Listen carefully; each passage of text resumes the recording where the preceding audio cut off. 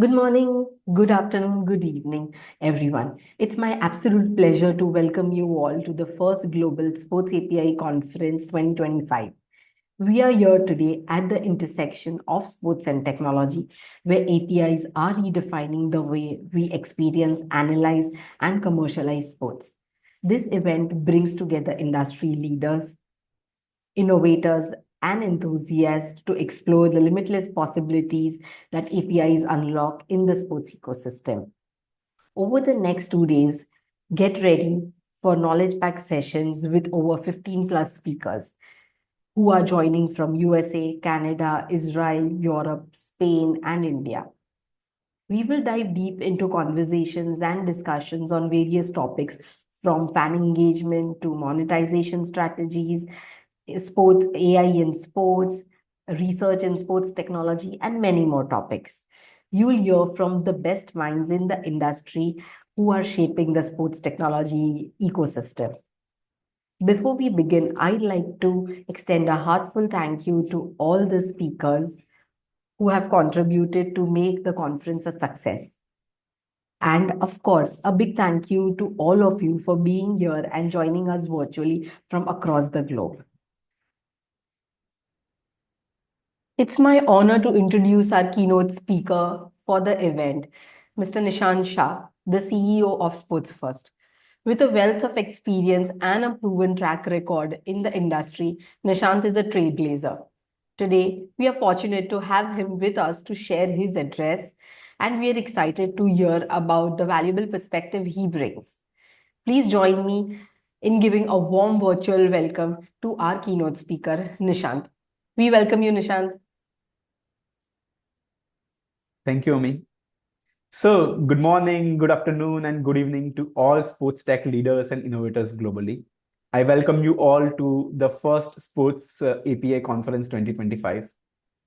At Sports First, we have been helping sports startups and sports companies to build digital products for last 10 years now. Throughout this journey, we have come to understand the immense value of APIs. They are the fundamental building blocks for developing any sports application. However, we realize that awareness of sports APIs is still relatively very low. So we decided to create this platform where people can learn about existing APIs and also how to utilize them to build cutting-edge sports products. Sports APIs help us to collect real-time data, enhance fan experiences, as well as power the platforms that makes sports more interactive and engaging. Whether you are building a fantasy sports app, an esports platform, or improving athlete performance, APIs are the backbone of sports technology today. So here is what you can expect from GSAC this year. It's going to be insights from 15 top sports technology leaders from USA, Canada, Spain, Australia, Israel, India, Sweden, Netherlands, so all in all across the world. There are going to be sessions, multiple sessions. Here are some of them, right? It's going to be monetizing sports data, using AI in sports, enhancing performance athletics, and let's say much more. There are also going to be very information filled and very educational panel discussions on what is happening latest in the sports technology. So each of you, whether you are a developer, startup founder, sports executive, or sports investor, you play very vital role in shaping the future of sports technology. Your ideas, your questions, your collaborations over these 2 days will drive the innovation further. Sports First would like to thank all the wonderful speakers of this event, as well as we warmly welcome all the participants to this amazing, fun-filled and education-filled 2 days learning experience. We are going to do this every year, right? So if you would want to speak at the event or want to participate or want to contribute, please feel free to reach out. Thank you so much for being here. Let's make GSAC 2025 an event to remember. Thank you. Thank you, Nishant. To begin the session and to set the stage, today we have with us our co-founder, Mr. Arpan Desai from Sports First. He would be sharing his insights. He would be sharing his insights and ideas on winning with AI in sports, exploring how sports technology is evolving and what's next in the industry. We welcome you, Arpan. Thank you, Amy. Really appreciate and kudos to you and team for making this happen. We have been chatting a lot about how APIs are impacting sports, but this is the first time we are able to provide a stage and also create an environment where everyone who has contributed and is contributing on the same stage. So kudos to you. So my today's presentation will be around AI. I think everyone is going gaga about AI, but how we can win with AI? That's something I've been covering today. One of the most challenging thing what we have seen in recent months is everyone is curious about AI, but they don't know how to move forward with a concrete plan. So, in my today's talk, we are trying to provide a framework which they can follow in their organization so they can win with AI. So, without further ado, I'm sharing my screen and let's take a deep dive. So, I think to those of you who don't know me, my name is Arpan. I'm one of the co-founder of Sports First, uh, and my topic today is what does winning with AI look like for sports? So, before we get into that, I want to showcase why we are in position to provide you knowledge and updates about how to win with AI. So, at Sports First, we have been involved with sports and sports businesses from last 14 years now. And these are the key four offerings we do. We do design accelerator, we do 12-week MVP lab, we provide technology team as a service, but more importantly, for today's context, we provide 2-week AI adoption blueprint. And what this blueprint can or in which areas we can work on. So data is definitely one of the biggest area. So that includes real-time data feeds, API management. Then we got digital, your websites, email campaigns, landing pages. How AI can be utilized on video. So be it the video clipping, skeleton analysis, or plain old video analysis. We also have started seeing use cases in fan engagement like quizzes, widgets, social engagement, all possible with AI. And lastly, I think for any sports organization, their internal tools and how they grow their leagues and the grassroots organization is going to be very, very important. So, again, let's get back. So, what does winning with AI look like? So, first of all, when you want to win with AI, you need to have your organization ready, or we call it AI ready. So in most cases, organization have different units, different people, and different goals. So first and foremost thing you do is mapping out different initiatives. So in the mapping stage, what happens is together we and customers and our partners find out what are the use cases that hey, uh, can we apply AI in our marketing or can we apply AI in our accounting? Can we apply marketing and in talent scouting? So different use cases, and this is very open-ended uh, dialogue with your team members. Second is identifying what data you already have. And this creates a massive opportunity when an organization already has a data sets they have, and if they even have unorganized data, then also it is helpful. Third and important things are assets. So a lot of organization we work with, they have such proprietary assets which they can either monetize or they can build their AI on top of those assets. So mapping out those things are extremely important. Second important thing is now you have this use cases, let's categorize. which use cases related to revenue growth, which use cases related to cost reduction, which use case can provide a better decision making, and more importantly, which can provide you a competitive edge. So we gotta do this in a plain old consulting style, put all the use cases, give them a category, and then again we define, we move to third stage, where is we define what is the business impact we want to generate from this. And there comes inputs from senior management, department heads. They can define what is the business impact we are looking at. After this, the documentation experimentation stage comes in. So most of the organization we have seen, they are failing on the above cases. So that means they do not have a documented uh, ideas or use cases which they want to implement in coming months. And then you plan out the experimentation. Now, this is where Sports First comes in as your partner and help you define all these things. But what next? Then comes the 2 week AI adoption sprint comes.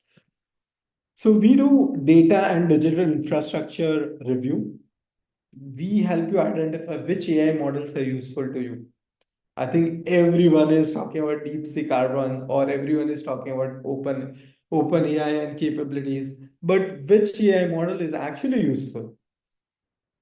Third and third important thing is you need to have right partners. So when we say right partners, they can be infrastructure, cloud infrastructure company, they can be certain deep tech companies which have a very unique positioning, and combining that positioning can create a massive opportunity. After identifying that, we kind of create a roadmap for 3 months, 6 months, 12 months, and do impact analysis and what kind of business metrics we are able to figure out with this experimentation. Last thing is we do a continuous review of how they are generating results, and most importantly, then whatever is generating result, we need to scale it and conquer the market space. So here I have a couple of examples of what kind of AI exploration or adoption sprints we have done for our customers. So one of our customer is a leading youth sports and grassroots organization in US. One of the key challenge we had was onboarding of new athletes. So every grassroots organization has limited time and bandwidth of back office tasks. How do we stay compliant? How do we increase our membership growth has been a challenge. So with a AI tools in place, we have now saved 600 plus man hours, and the organization has been growing 18% year on year, and which was earlier growing at 4% year on year. So that's the impact of AI we are talking about. And believe us, it's not rocket science. If they could have done it, you can do it. So these are the things we have done. We did athlete onboarding and their government ID checks with AI. We implemented state of the art OCR and APIs which matches this information. Then comes the compliance. So we had to follow safe sport compliance. So whatever compliance requirement we had, we created algorithm which helped them. And what's next? So I think the best part of the AI is it is limitless. So you cannot say, hey, we are done with it. So next thing we are trying to do is how can we now have compliance and safe sport achieved in on ground. So every player who is entering in the field, we do a face match, ID match, and then create an atmosphere where grassroots organization can nurture and flourish. Quickly moving to another use case, and I think grassroots and youth sports is something we work very closely. So another use case we have seen is a market where it is very saturated. Even if we look at most mature markets like USA, Australia, having having access to best coaches and best evaluator is not for everyone. You will get the best coaches in certain centers. So how do you benchmark these young athletes at a very early stage? So we created AI benchmarking platform where there were 16 to 18 parameters which we are recording. As an example, what is a 60-meter sprint time? What is a high jump quotient? Or what is the longest jump they can do? So all these parameters, if we now put this and benchmark the talent on top of it, then you figure out that the kid who is trying to play basketball, he's probably your best runner for 400-meter relay race. And uh, that's what that insights are pretty impressive for sporting federations and organizations. So with this AI intervention, we are able to unlock the potential of youth and guiding them on right sport and consistently check how they are performing with certain sport. A couple of very big wins, I'll call it. We achieved with this. It is scalable. That means the person who is in the smallest town of Arizona or the smallest town of Buffalo, New York, can have access to same sort of technology and same sort of evaluation. So this helped map talent early on. Second thing, it was low cost. When we say low cost, there was no infrastructure setup. They did not needed a high scale video cameras, or they did not needed a most powerful computers, or they never needed this things. And more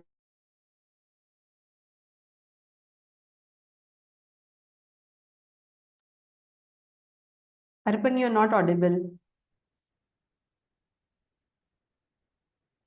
young athletes. Another example we are covering today is how AI can monetize media and video library. So oftentimes, a lot of right owners have content data which is lying with them. They are not monetizing, they are not acting on that. So we are exploring a partnership with similar organization where we actually unlock the hidden potential of revenue, which is already sitting there.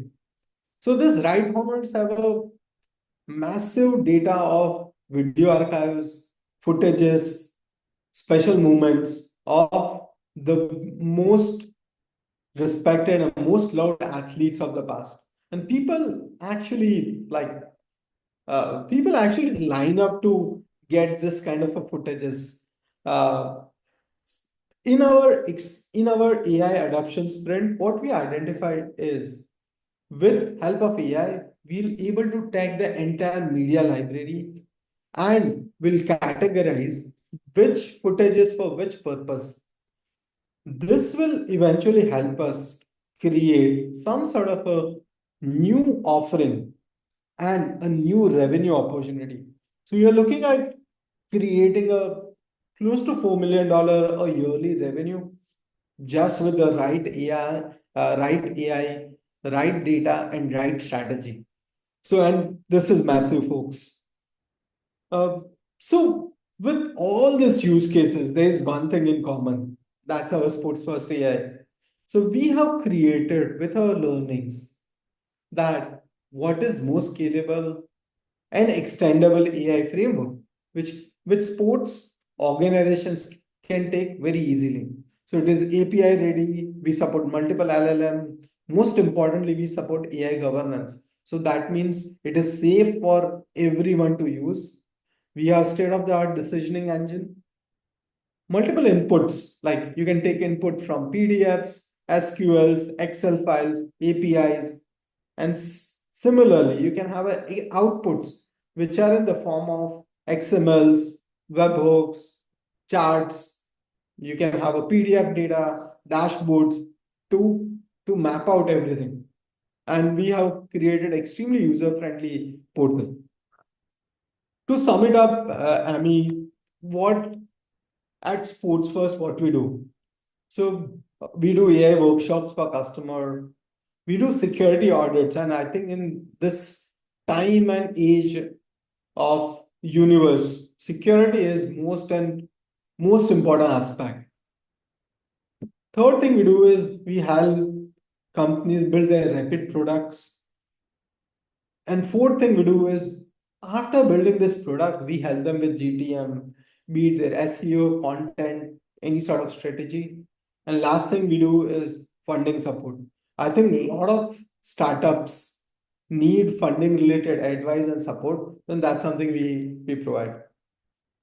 Very quick introduction of Sports First. We are the host of first ever Global Sports API conference. We are a team of 75 people. We have huge army of sports experts. We have leading teams and federations as our customers, and we cover use cases in scouting, coaching, sports analysis, venue management. More importantly, we focus a lot about cost effectiveness for our clients, security, and UI UX. That's our key strength. So, I mean, that's pretty much from my end. And thank you for this platform. Thank you, Arpan.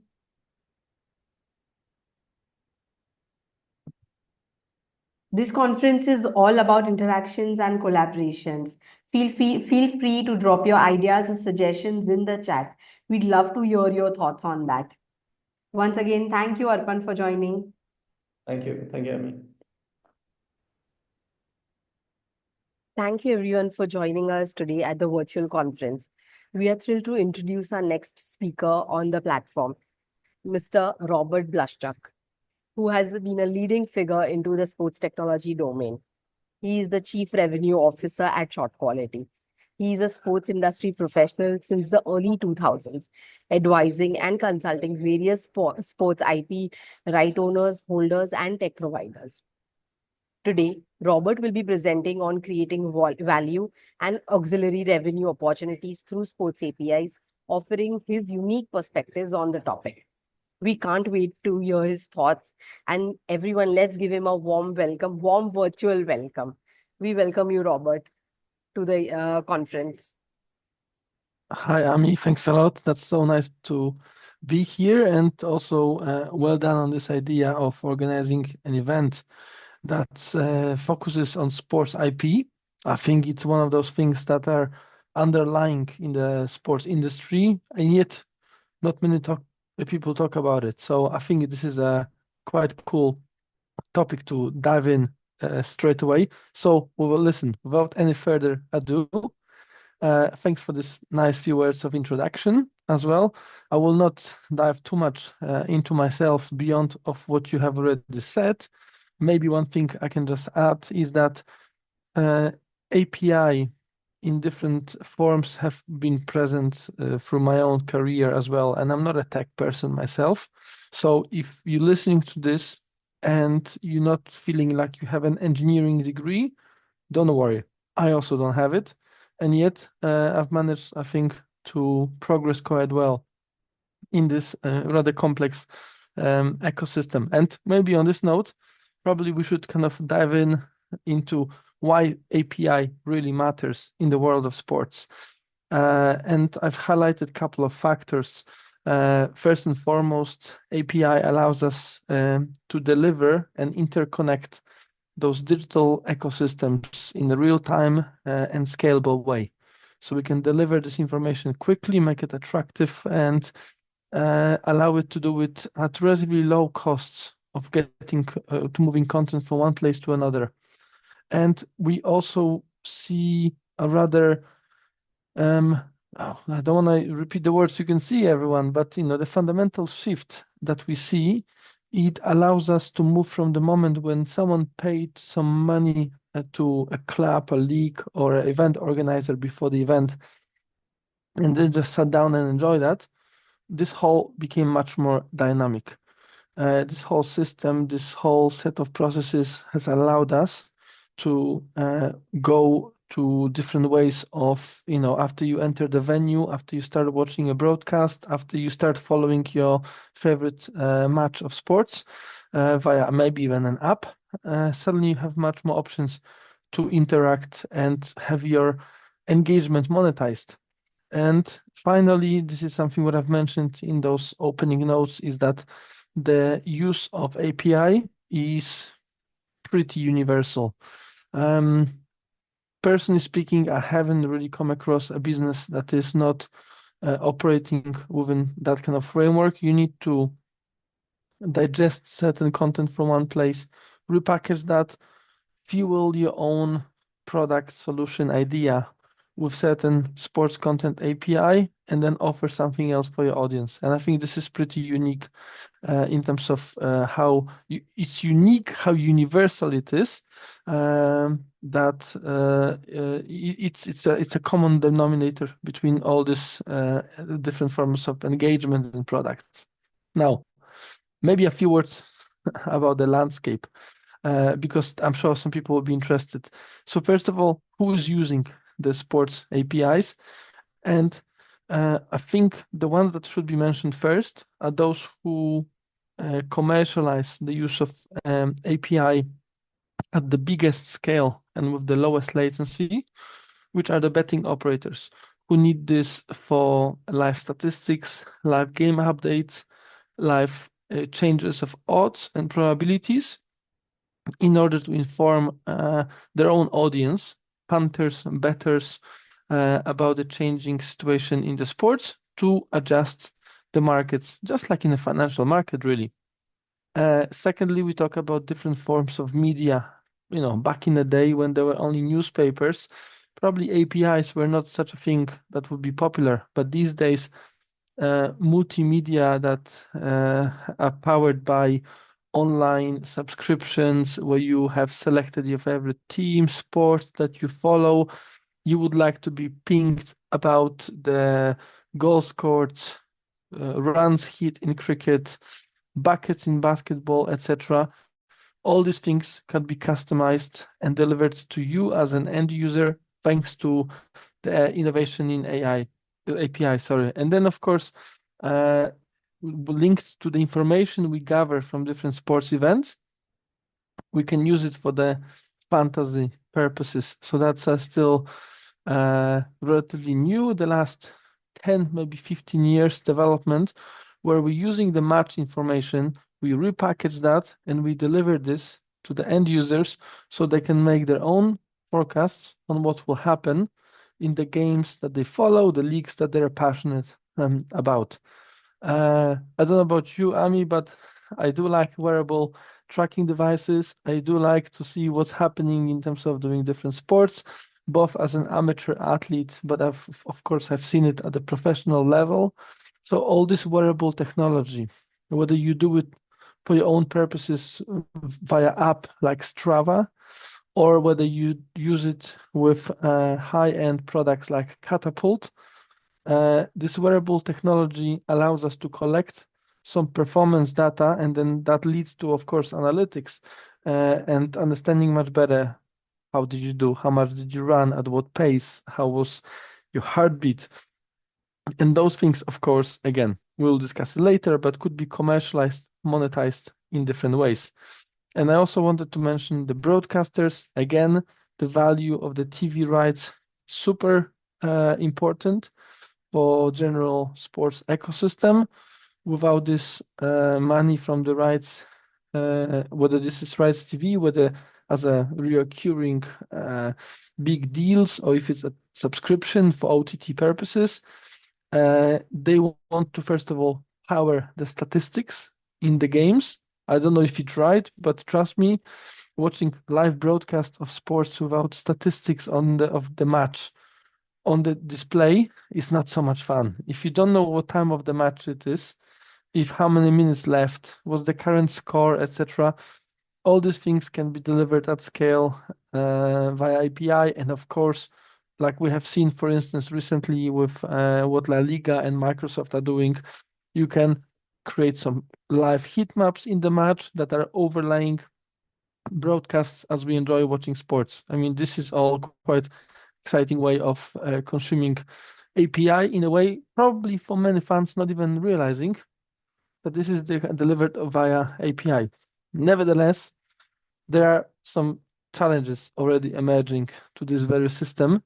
And first and foremost, it's all about money, because while those API data feeds are delivered from point A to B at relatively low costs, when it comes to volume, when it comes to the intellectual property behind that, there are different ways how we can monetize that.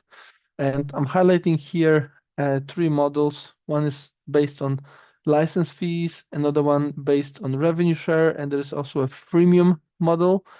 All of them allow to deliver content from one place to another and then commercialize it in a different way. Because at the end of the day, whether you use computer vision cameras to collect live data, or if you use high-end TV production companies, you always need to have someone who's producing this content on one hand. So then when you transfer that to the end users, you need to find ways how to monetize it. And I think this is a big challenge on how we are changing. We're getting used to YouTube, getting used to Twitch, those things, while still relatively new, became omnipresent in our lives. So what are the other ways of commercializing? Is it all has to be powered by ads, for instance? The other big challenge, of course, is the data ownership and the rights management of the API, because when some data is collected in one end on the beginning of the journey, at the end point, someone's asking me, am I even allowed to use the data? Is it not breaching any existing rights and regulations on the market? And I think this is a super interesting topic. Again, from my previous experience of working for companies like the Genius Sports and Sport Radar, they are in the front seats of those conversations in terms of creating the value, packaging this app, and delivering to the end users to monetize it. But this whole circle of rights management is extremely critical for the whole API landscape to create recurring revenues. Then there's of course the question of, do we prefer the option of the walled garden scenario, or we prefer much more open source? I don't even want to talk about a conversation between an OpenAI and DeepSeek, and we can look even closer to day-to-day usage between products like Android and Apple. They have taken different paths in that journey.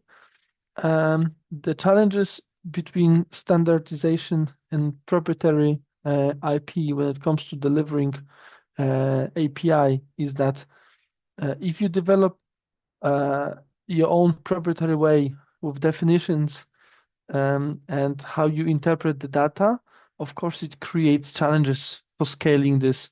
And if you want to add more data feeds as a client and end user, if you want to expand it further, it becomes much more complex.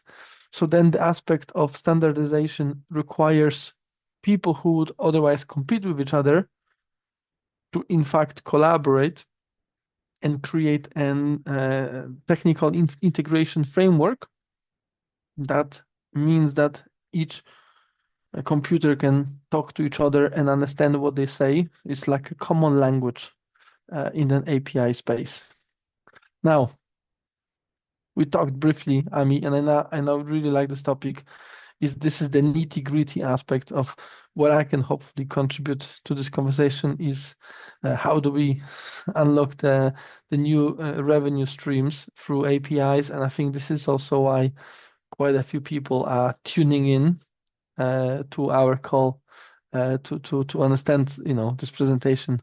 What are the ideas behind it? So going, let's say, one by one and adding some examples through the real world, betting and integrity, just like we mentioned in one of the previous slides, it's one of the key topics here because it allows you to go to lots of leagues, federations, from absolute tier 1 in America to tier 3, tier 4 sports in Southeast Asia.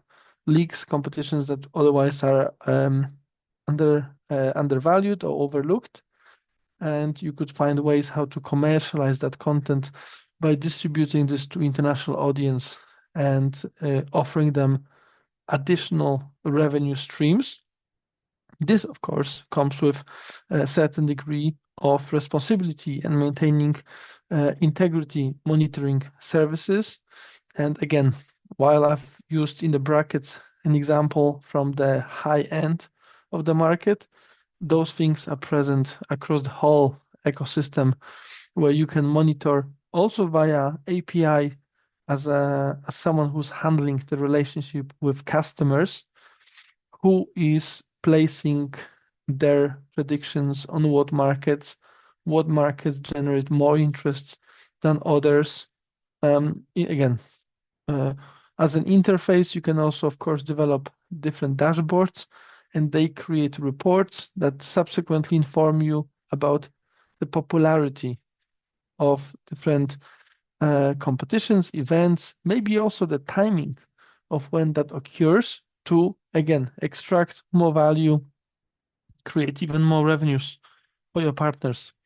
Another quite important branch in that space is the segment that I used the name, the media broadcasting fan engagement. I mean, we have put a lot into one, I must confess. I don't know if you're a big Formula One fan yourself, but very good. But it's very interesting how much technology we can witness when watching Formula One races these days. Of course, I use Formula One as a kind of tier one global sport, but there is also Formula E. There is a couple of other similar competitions that are very much so tech driven. And what we observe here is, of course, how this data from bolids, from the cars, but also from the cameras that are monitoring what's happening around the circuit through different also trackers, how this data can be packaged up and via APIs distributed into different sources. So in this case, we mentioned media broadcasting fan engagement. So you could see as you watch the race, you could see, for instance, how the little trackers of the bolids are moving around the circuit. You could virtually change it and see how the map is moving, what are the next curves for different cars, bolids on the circuit, what's the average speed, all these live updates as a fan. They're literally a few clicks away from you. At the same time, of course, the teams are using similar data and they pass it on in a different direction in order to have a much better understanding of their own performance in race. While media and broadcasters, again, they power the broadcasts to give you so much information about it. And with all this information, it's super interesting because that, again, creates this other way of locking the audience in. And of course, while this is a conversation about API, all these audiences, they can also stay much longer with the broadcast through this engagement, which subsequently means that the advertisers are also very happy because the engagement of the audience is far greater because there's much more stickiness between them and the product that is the broadcast. We've mentioned before fantasy games or gamification in general, sorry. And we have seen an advent of daily fantasy sports in the US over the last decade. It has kind of moved a little bit towards betting these days. Nevertheless, it still remains popular, and not just in the United States. The Premier League's Fantasy Premier League is probably one of the most played gamification challenge that everyone can participate, and it's free of charge. There are different ways how they monetize that. And what you can find out in those games is that this is the performance of individual players from the last few matches. These are the statistics generated by the league's partners in terms of performance of players on the pitch over the last few games, and this is the estimated value that it creates. And of course, the NFL season has just concluded, so it will take some time before we can play that NFL next gen stats for the fantasy purposes next. Nevertheless, it's also a great example of a deep dive in using API for fantasy engagement. And then of course that links to different ways of commercializing the fans audience. In a relatively new update, of course, how FIF Pro, so the global government organization responsible for relationship with professional athletes in football, soccer, they have signed an agreement with Sports Data Labs in terms of monetizing the performance data of athletes. I think we'll be seeing only more and more of developments like that on the market.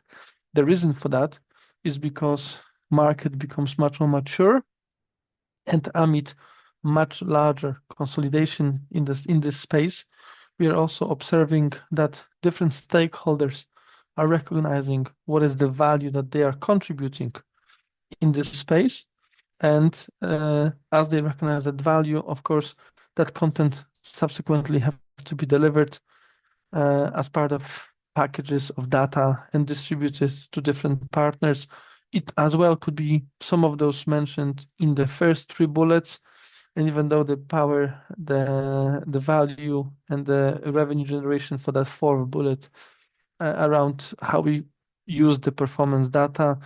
Another example I like in that space is also around trackable data. But yeah, we can talk about it next time or maybe later, how our data helps to shape things beyond sports. But for instance, how my running, jogging data from Strava could be used by the local municipality to compare with other joggers in the neighborhood to establish at what time most people are jogging, to deploy services to ensure the safety and security of people involved in running or cleaning streets, etc. Again, with town halls becoming wiser in this space, I think there will be much more opportunities opening up. And I've mentioned, of course, grassroots and mass participation, a bit of a typo over there, apologies. So not just one example, but the companies like Speedio, Huddle, Vio, all of them working around broadcasting of games at also grassroots mass participation level. They all produce a lot of content, and this content can be distributed not only to parents, friends, family of the friends. It can be repackaged and distributed to also other media hubs that are interested in the best goals, funniest events, something happening, but also again to track the behavior of the athletes participating, their well-being, their risk for injuries, congestion, etc. So there's a lot of multi-use. All of those things are delivered via API data feeds. Now, so let's move quickly to the challenges and future outlook, because again, conscious of time, and I also want to keep your attention as it's still warm and excited. So first and foremost, we've already mentioned the fact around standardization. So we need to ensure that the data is universally consumable. As tempting it might be for some of the biggest rights owners in that space, standardization allows us to compare, for instance, how I run 100 meters and how an Olympic athlete is running 100 meters in the Olympics 100 meters race. Then again, there's also an element of the whole data fragmentation. So how do we start interpreting these different pieces of data and be able to put them all together? And I think this is a big challenge that a lot of us are currently facing in this space. And forums like your conference offers a good moment for people to get together and reflect through the conversations on what are the opportunities there, and how we can work together across different companies. Of course, legal and compliance issues are a natural part of any market that is maturing, especially after years without regulation and supervision on the legal side, governmental. Of course, we are now seeing much more movement around legal and compliance side in terms of who actually owns certain data, how that data is stored. I mean, I don't need to mention the words like GDPR, for instance, because a lot of people probably, it sends shiver down their spines when they think about how this data processing became much more complex comparing to where we were 10 years ago. And again, these changes are for good. They are there to protect the end users like yourself and me.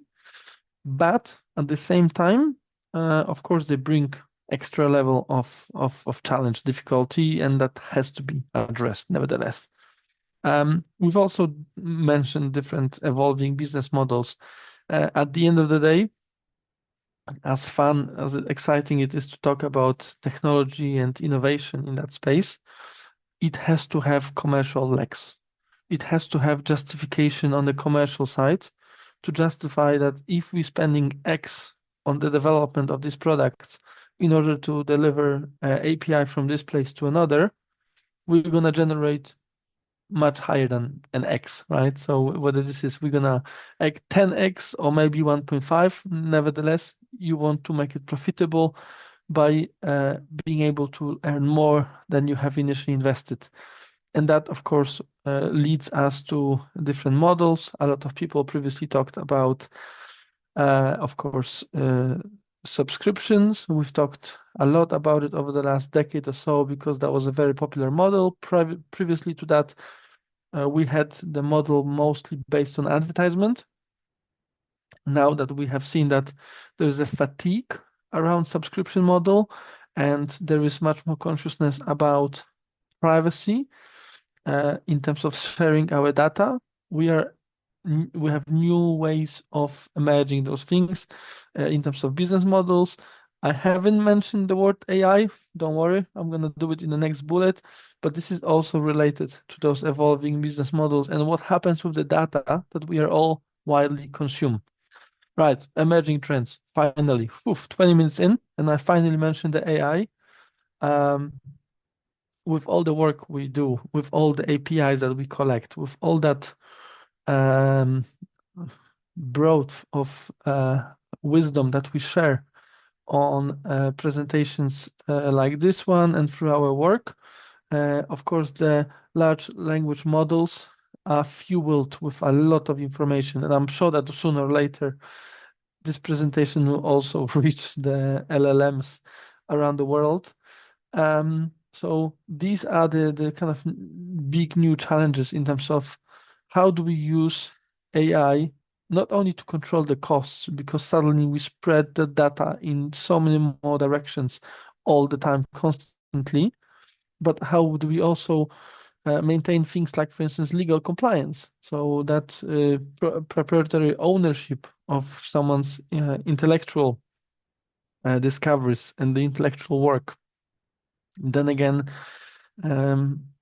beautiful thing about AI is the work it does in forecasting, predicting the next developments. So if using the APIs from recent jogging around the park or basketball matches and the shots taken in such basketball matches, what can we predict about the long-term performance and possibilities for succeeding from similar positions? These all things come with real-time and scalability. So that comes down to our initial first slide, all within an interconnected digital system. Now, closing up slowly, looking at key takeaways. There are a few things I would like you to, of course, remember and kind of learn for your own conclusions and observations from this presentation, but perhaps we can focus on the following. APIs are definitely central to unlocking new value. Whether it's delivered into interfaces programmed by your own team, or is it via white label, or is it something that you just consume as an end user, they're omnipresent. It's almost impossible to escape them. It's better to learn about them. You don't need to be a technical person to understand how those things actually work. Secondly, and I allow myself to use two words here, I sometimes prefer to talk about commercialization. Sometimes people talk about monetization, slightly different, especially when it comes to B2B and B2C models. But what is quite important, especially when I talk to my sports partners, so rights holders at the beginning of this data chain, they must be very strategic and very careful with how this data is passed on in terms of ownership, control, and how this is packaged, because it's very easy to lose sight and control over something that you may still not fully understand what's the value behind that. So it's important to work with partners you trust and that also, just like you, share a long-term perspective. And we've mentioned this standardization of APIs. I think that industry-wide collaboration is vital. And the closer this collaboration happens, I think more and more opportunities can be unlocked because we can discover more things and we can apply them in context that is most relevant for our own organization. Hopefully, maybe even without competing with people with whom we share those ideas. Right. So on these few notes, I hope I have given you quite a perspective on API, sports, and how to commercialize or create this new commercialization opportunities. Thank you, Robert. It was an amazing presentation. There were a lot of things to learn, there were a lot of things to understand, and it was insightful and informative. Pleasure. Thank you very much for your time. Okay. I have a quick 2, 3 questions. So, like, I'll just go ahead and ask you. Of Like, course, please. of the first question is like, how do APIs help in the dynamic pricing, the sponsorship activations, or the betting integration? What a easy question to start with. Sorry for being cynical, but of course it's sarcastic. Sorry, but because it's actually a very deep question with a lot of ways to answer that. So let's start with this. APIs allows us to also understand of how much certain content is more popular in demand, how many APIs are called via different tokens to receive information from certain aspects of the games. Perhaps we find out information that that particular athlete is much more popular than another one, and then we can maybe track it down and say why in this particular location one athlete is more popular to another. And when it comes to pricing, it sometimes we also end up in a situation that maybe, especially on the betting side of things, but it could also be applicable to fantasy, as a matter of fact. Maybe we haven't properly evaluated the value behind certain events to happen or having certain players on our virtual teams to be involved. And this means that we that our audience is exploiting our weaknesses and is exploiting our mispricing, misadjustments about what's happening in certain sporting events. So definitely through API, there's a lot that we can learn about those developments on the market. Okay. The next question, I don't know, but I just want to ask is like everyone these days is talking about blockchain, machine learning, AI. So, like, how does the sports integrate the APIs and drive innovations? Oh, this is a very good question. So, when it comes to, for instance, blockchain, it allows us to have information much more secure on, of course, different of those blocks that we put out there on this little virtual chain, which means that it's more difficult, almost impossible, to amend the information that is already there. So whether this is an information about ownership, for instance, in terms of the playing rights to certain players, or whether this is information about players' metrics like date of birth or some of the performance-related things that we don't want those things after it happened to be changed by someone manually to put a different perspective on how things were in the past. Blockchain and the technologies associated with it allow for that information to be stored more securely without any infringements in the future. And another good use of that technology in the sports context I've seen, it's also for the contracts. So we have information that 2 or maybe 3 or maybe more parties have agreed on, and having this thing stored on a blockchain allows, first of all, a certain degree of transparency, but also accountability and avoiding any legal foul play in terms of trying to change the information that was already previously agreed. And I think in this regard, this is a very interesting use of that technology in sports. Okay. And like this is related to the leagues, like, how can small or mid-tier leagues or sports teams leverage the APIs without investing in them? High cost investments are involved. So how can that be done? Well, I think this is a very good question to finish on. It's especially small, medium-sized leagues that should be looking at deploying different API-powered technologies because that allows them to, first of all, reach wider audiences at scale and do it at relatively low costs without a big financial commitment.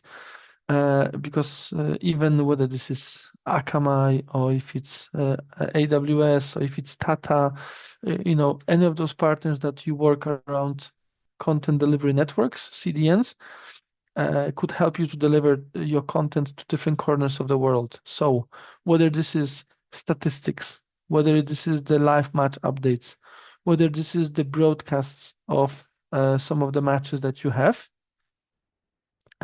whether this is information for your fans who might be based on the other corner of the world, but they are waiting for this ping notification that they highlighted in their live updates app about the teams that they follow. All that is delivered across the digital sports ecosystem via APIs. So this is how you can deliver key content to your expanding network and fan base at scale in real time and create platforms for them to interact with you.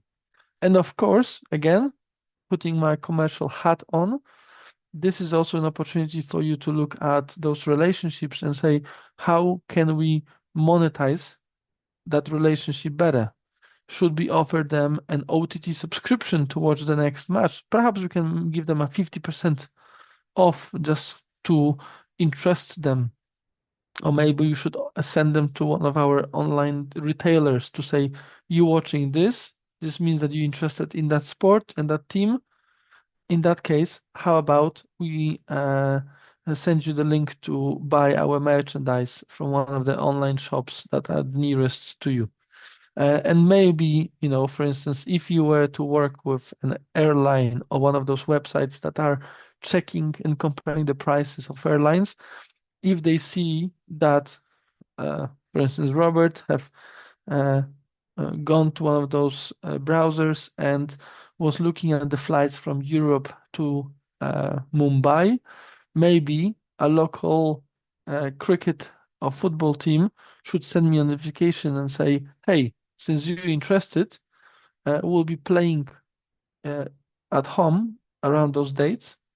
Perhaps you can come to watch our games. This is the link to the tickets. So this creates an ecosystem where the information is passed from one place to another. And we haven't done much deep dive into technological aspect of it, but of course, a lot of those calls could be automated and subjected to different conditions. And this is all about delivery of that information from one point to another. Thank you, Robert, for this amazing, informative, insightful session. Like, I have like no words to thank you. My pleasure. Thank you very much for your time. Your expertise and your valuable perspectives on the topic were truly enhanced, and it has helped, I think, in understanding the topic in detail. And I think it has inspired a lot of the viewers, the audience also. Pleasure is mine. And of course, please feel free to reach out if you have any questions. And I, of course, look forward to tuning in to other sessions to see what other experts have to say. Absolutely, absolutely. Once again, we appreciate you taking time out. Thank you. Thank you, everyone, for joining us at today's virtual conference.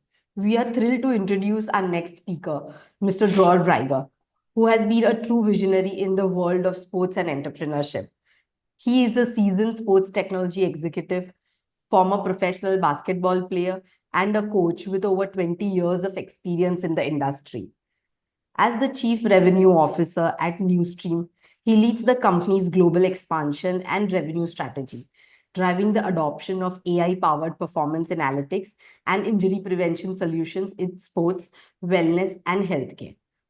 Before Newstream, Dror spent 9 years as a VP of sales at PlaySite Interactive, where he played a pivotal role in expanding AI-driven video analysis solutions for professional teams, federations, and training centers worldwide.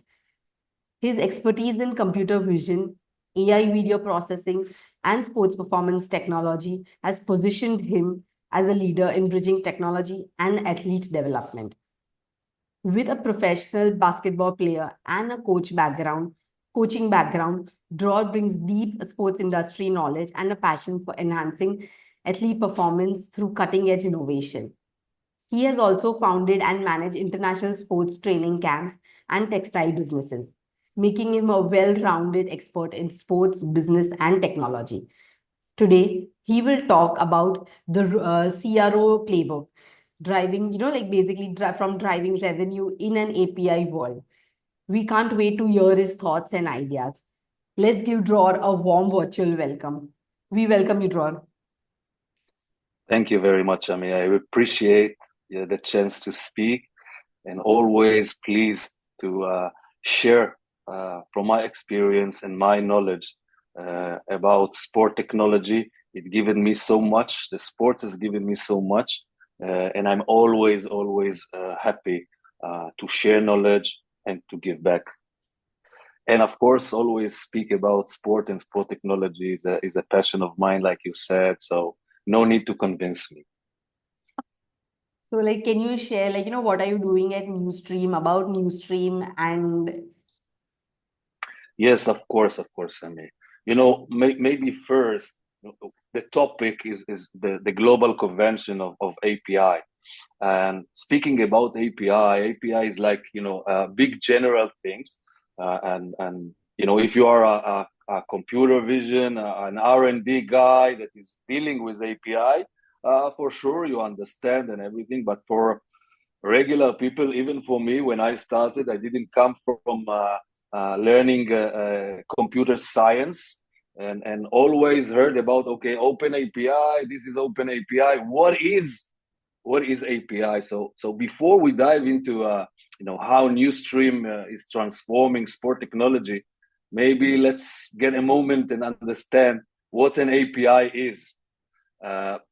An API, or an application programming interface, is essentially a digital bridge that allows different software systems to communicate with each other.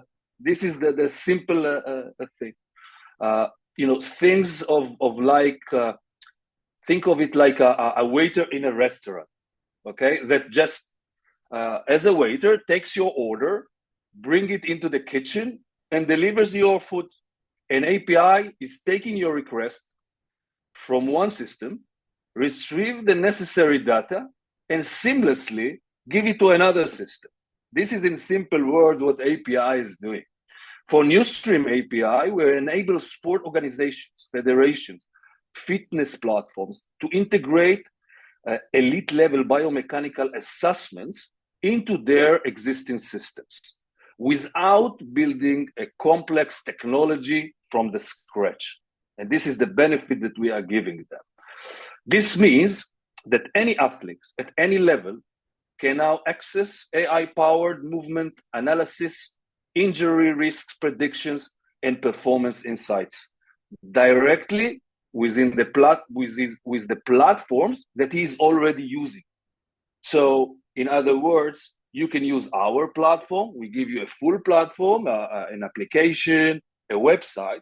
But if you are already using your own platform, like the federations are using their own management platform or whatever, we integrate through our API to any management tool or any application and can give you an easy use on your own platform. So this is just like talking generally first about the API.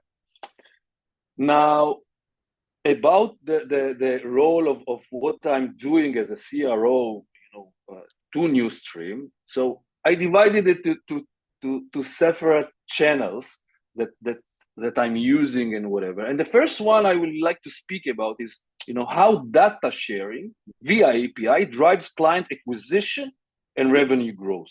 And this, of course, from the perspective of Newsstream.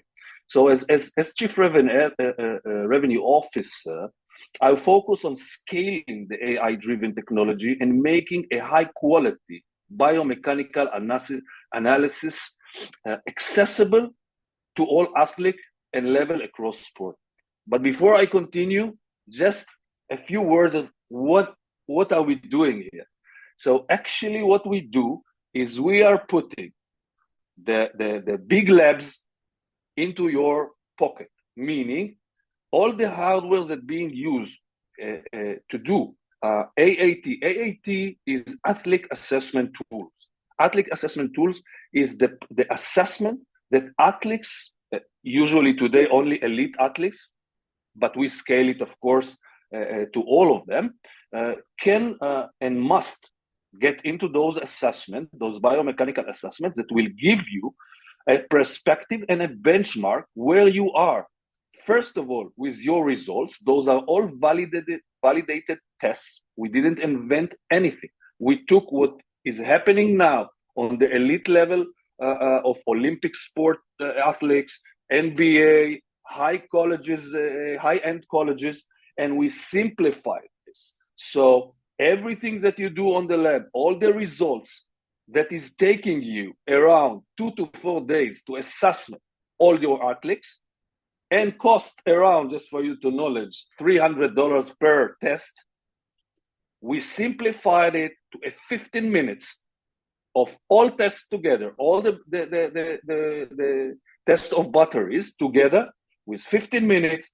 And I will tell you that the cost is around common of $10 to a full assessment. So this is a huge revolution to the assessment. And now also young athletes can do it and not only get benchmarked to where they are, accordingly and on the benchmark of their own age, sport, height, weight, and whatever. We also give you the prediction, okay, of injury prevention. So accordingly to the tests, we say, listen, you have asymmetry legs. You are not flexible enough in those drills.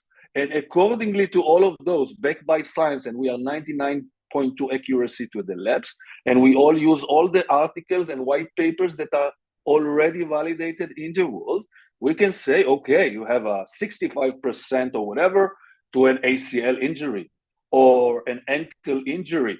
So red flags is another thing that we do. And we give you a full report to the professional, and we give you a simplified report like a blood test, where you are on the scale. So the parent, the regular coach, or the common athlete can read it and understand, translated to all languages in a click. More than this, in the other click, you are also getting an AI professional practice train, okay, for if you want to go to the gym or do it outside, with library of 2,000 drills with videos and everything, all created AI for 4 weeks plan, with regarding your grades through the test, and giving you drills that in one hand enhance your performance, and in the other hand reduce and prevent the injuries risk that we found out in the test. So all of this, and the coaches can use any dashboard that they want, any comparisons that they want, just what they think of those. So this is generally what you do. We give you the high-end lab in your pocket with a phone. Just phone it with the iPhone. Anyone can do it. Very easy to do.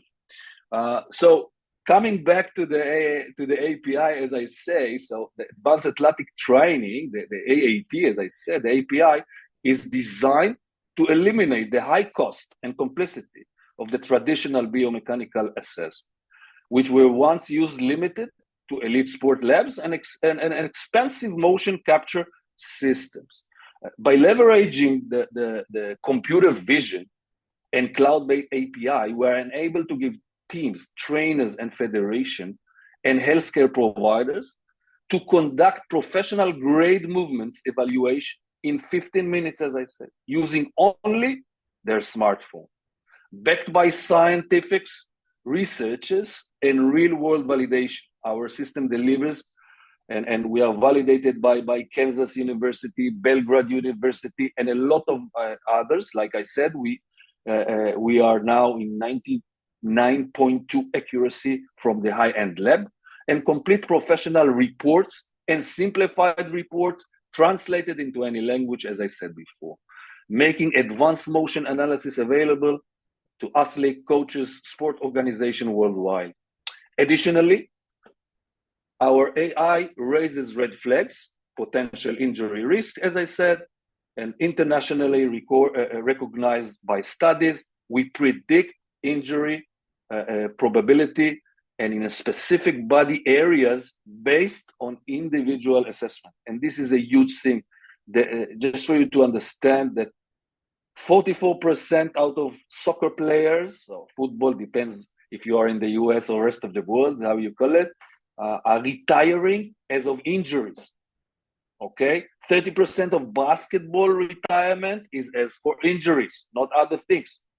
30% of handball retirement and volleyball are from injuries. So think about, if you have those knowledge when you are young, and you can fix those asymmetrics or flexibility or whatever, you can prevent it. And if you have a dream to become, and we see, injuries cost tons of money. I was also in PlaySite, and the doctor of LA Lakers once told me, when I built him a PlaySite system with just camera, and he told me, because I was trying to convince him all the time to take the system, and they didn't want. The LA Lakers didn't want. But then he talked to the doctor of UNC, University of North Carolina, which is a big college. Michael Jordan was developing there. And he told him that with those cameras, he could recognize how did the player fell. And by using all the angles, it was helping him evaluate better the recovery plan. And the LA Lakers doctor said, you know why we are buying the system? I don't care about your analysis or your to the coaches, because if I can, Kobe Bryant was playing back there, the legendary Kobe Bryant, and he said, you know how much A game that Kobe Bryant is not playing costs the team. Let me tell you, it's more than $10 million. Any game that is not playing, and it was back then, because commercials, people that are coming, everybody are like Messi in the football, Kobe, Michael, everybody wants to see them. If they are not playing, the advertising, everything is going down, and it's millions.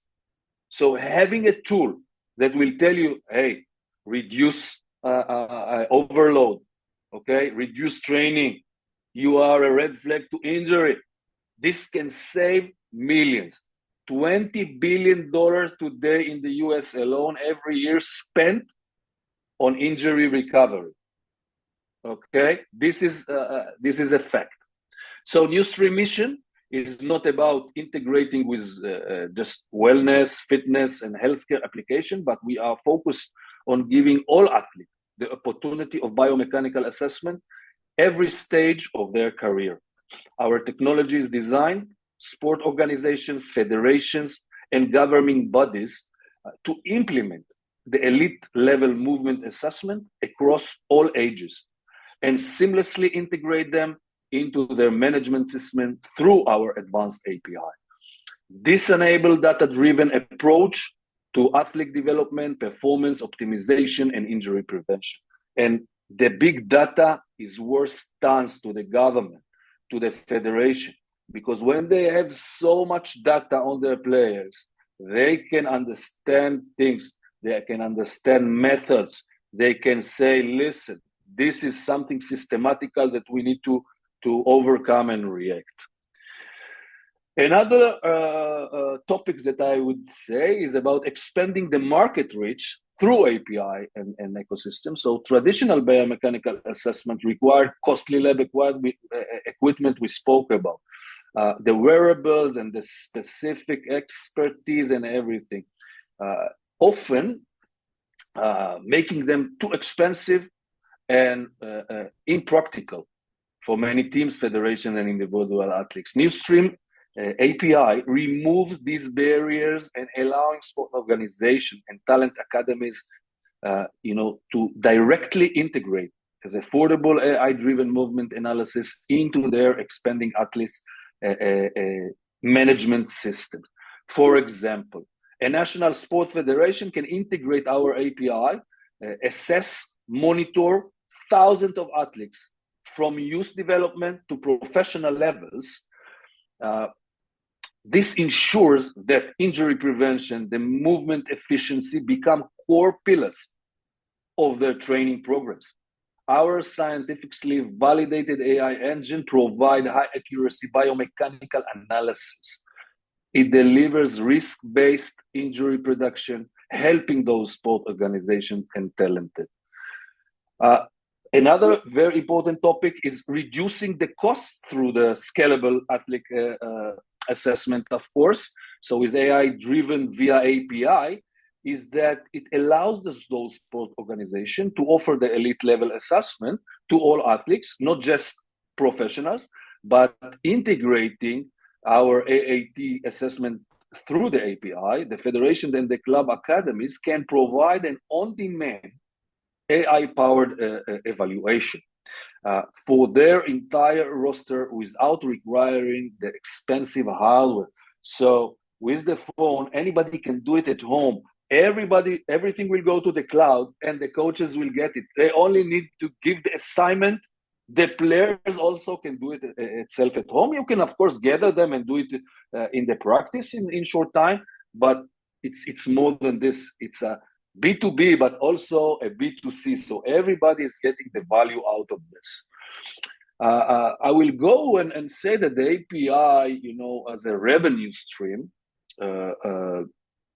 Newstream API is not just a tool. It's a game-changing solution for sports federation and organization that want to integrate movement tracking into their long-term term athlete development program.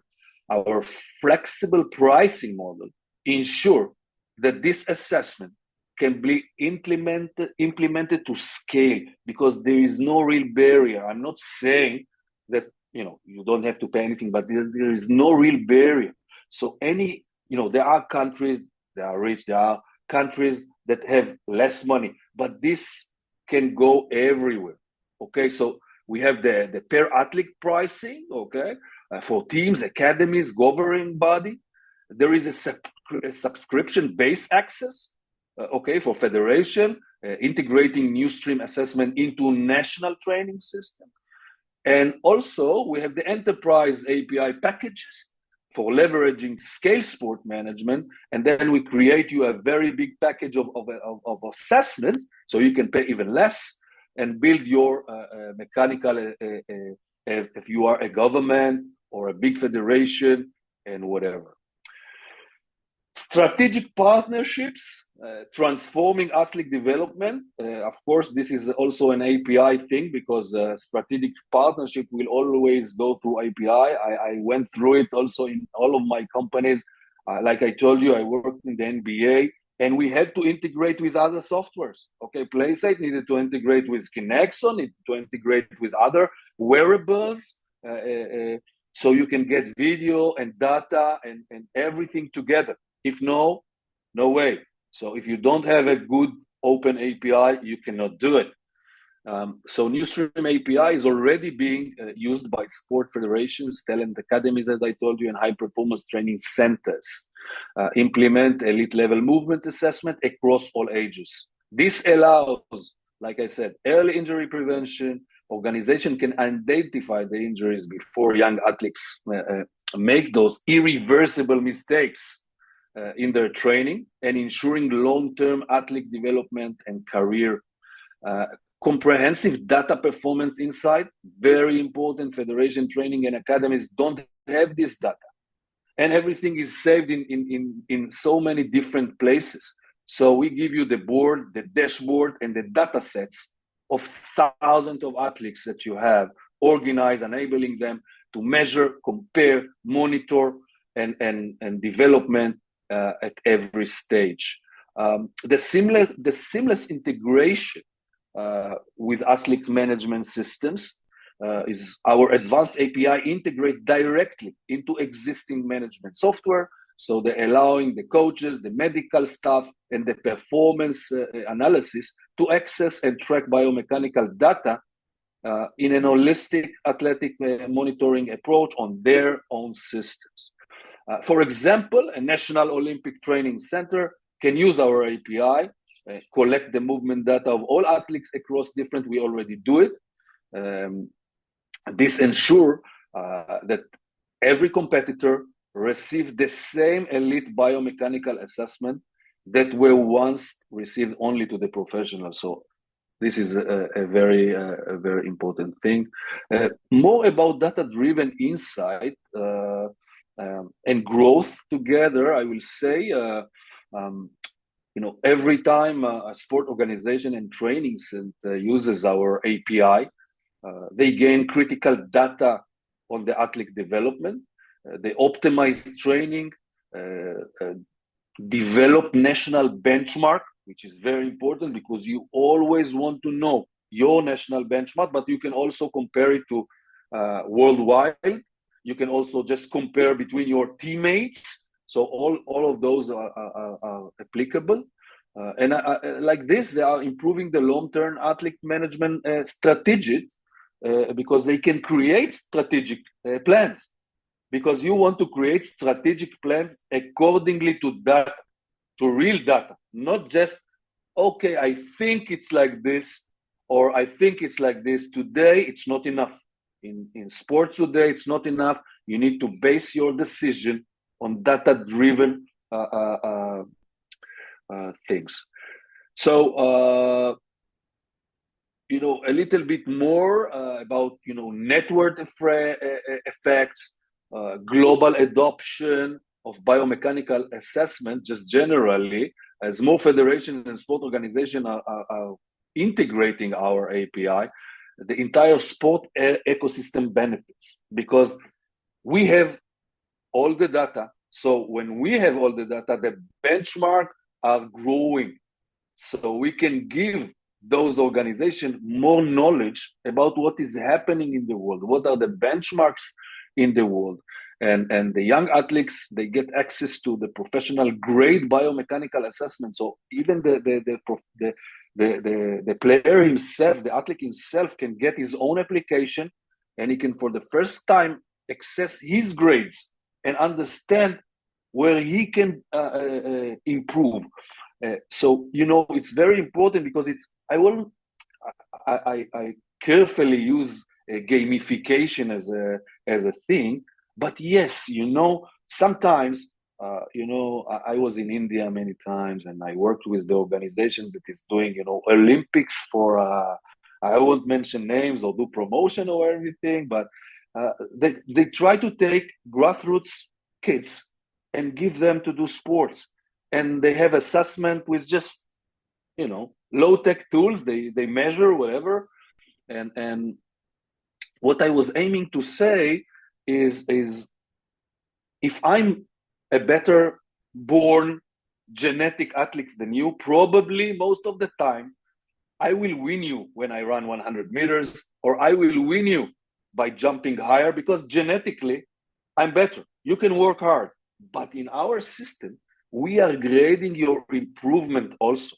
So think about it.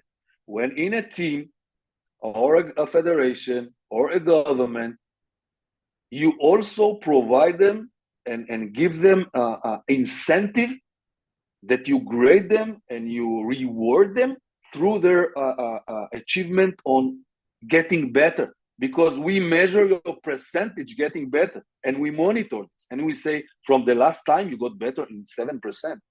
And yes, he still wins me in 100 meters, but I was getting better 7%, and he was getting just 3%. And this like, oh, okay, what's going on here? This one is working hard. This one is not working hard. Let's pay attention. And also the good ones are now alerted.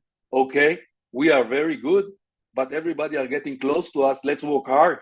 We want to stay first. So in every level of competition, there is gamification, there is competitive. Okay, so all the aspects are very very strong. And finally, just final thought as a CRO of Newstream, to conclude everything that I just said. I would say that at Newstream, my mission as Chief Revenue Officer is to bridge the gap between the elite sports science and the real world accessibility, ensuring that biomechanical assessment become a fundamental part of every athlete development. I'm telling you personally, can believe it or not, but whoever knows me knows, sport is my love, is my passion. All my businesses, all I did through life is something that related to sport. For me, seeing a kid happy, seeing a kid in sport, I appreciate the value. And I tell the parents all the time, don't tell me he will be a player, he won't be prof. Let me tell you this, 0.05 athletes will be professional. But if they are in a team, if they are doing sports, they are getting values that can't be measured. They will be better people at work, at university, at the army, doesn't matter where they go. This is what sports is giving you. So with giving those kids and all athletes tools that they can, be closer and get things that only the elite level could get, is like a passion and assignment for me. So by eliminating those financial and logistic barriers, we empower the sport federation, training academies, and the athletes management platforms to use the advanced movement tracking at all competition level. Through API-driven integration, the strategic partnership, and the data-backed insight, Newstream is redefining how the sport organization manage the athlete performance and prevent injuries and build long-term development pathways. It is like turning what was once expensive, exclusive technology into fast, 15 minutes, scalable, and cost-effective solution. And like I said, it's not a matter if you ask anyone, any coach, any trainer, conditional trainer, if he wants it or not, of course he will say yes.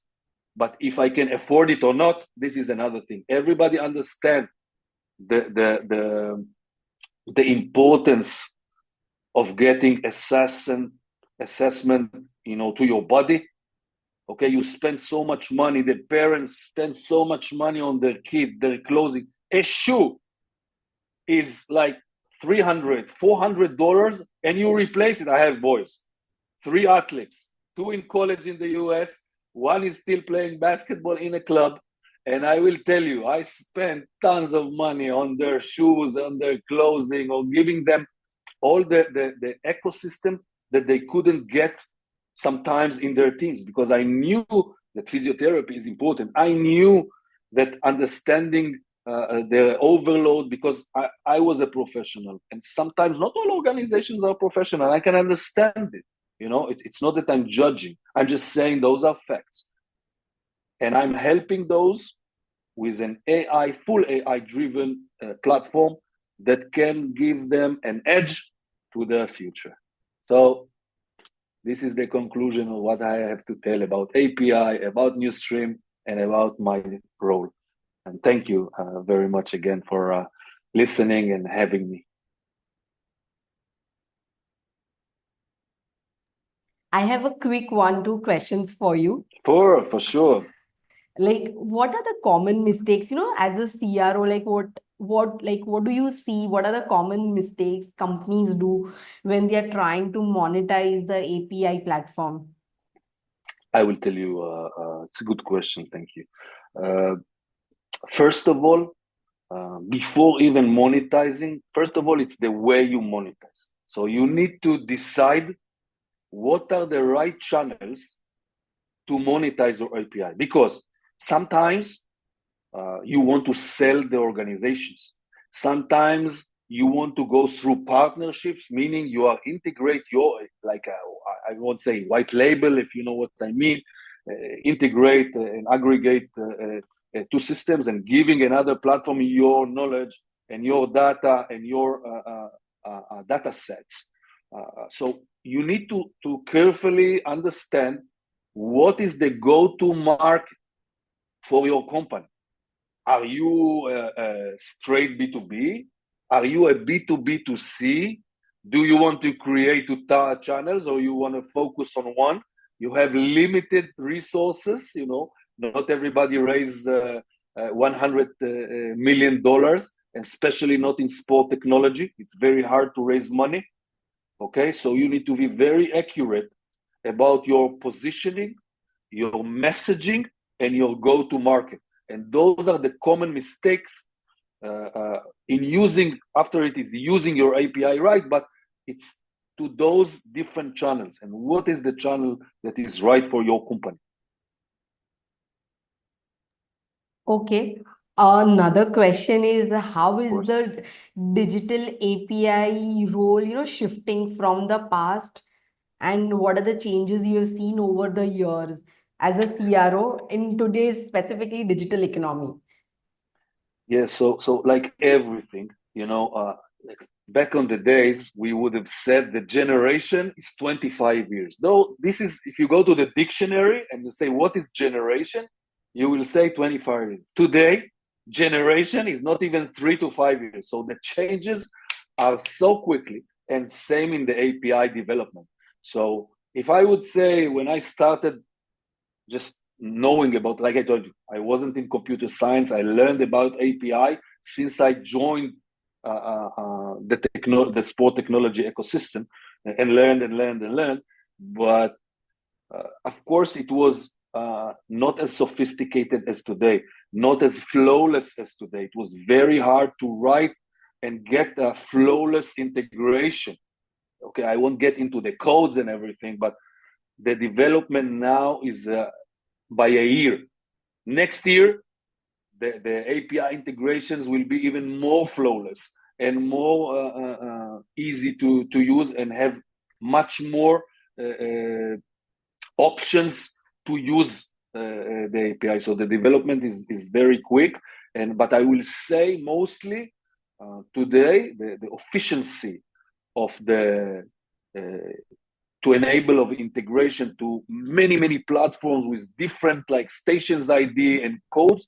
Today the system, the API can learn, and you can learn it with the models very fast.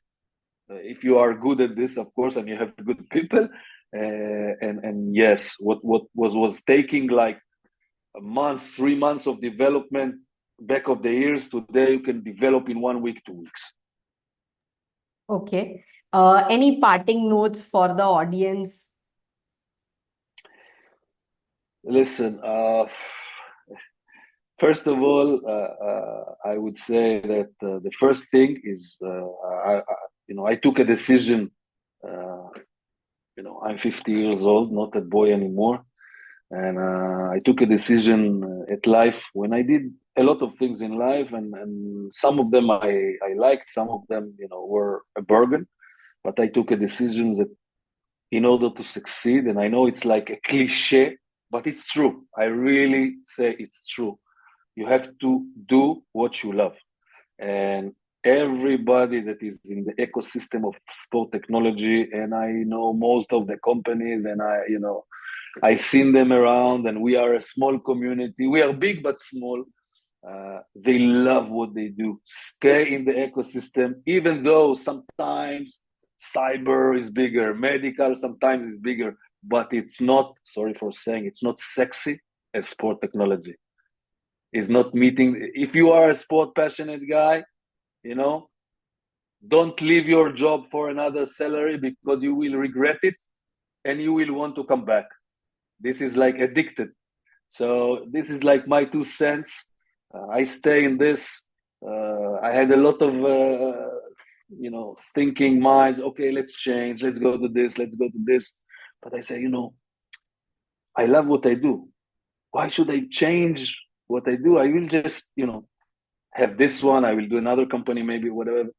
But this is the ecosystem that I want to be in. So this is my 2 cents to all the participants here. I'm sure they are smiling, because every one of them for sure is so passionate about sport. Regardless, he would do it for free.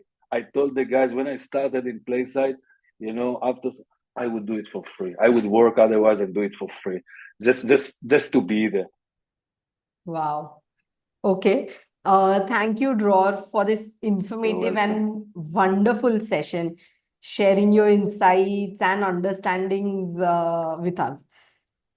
Your expertise, your expertise and valuable perspective has truly enhanced my perspective, the perspective of the audience, and inspired all of us.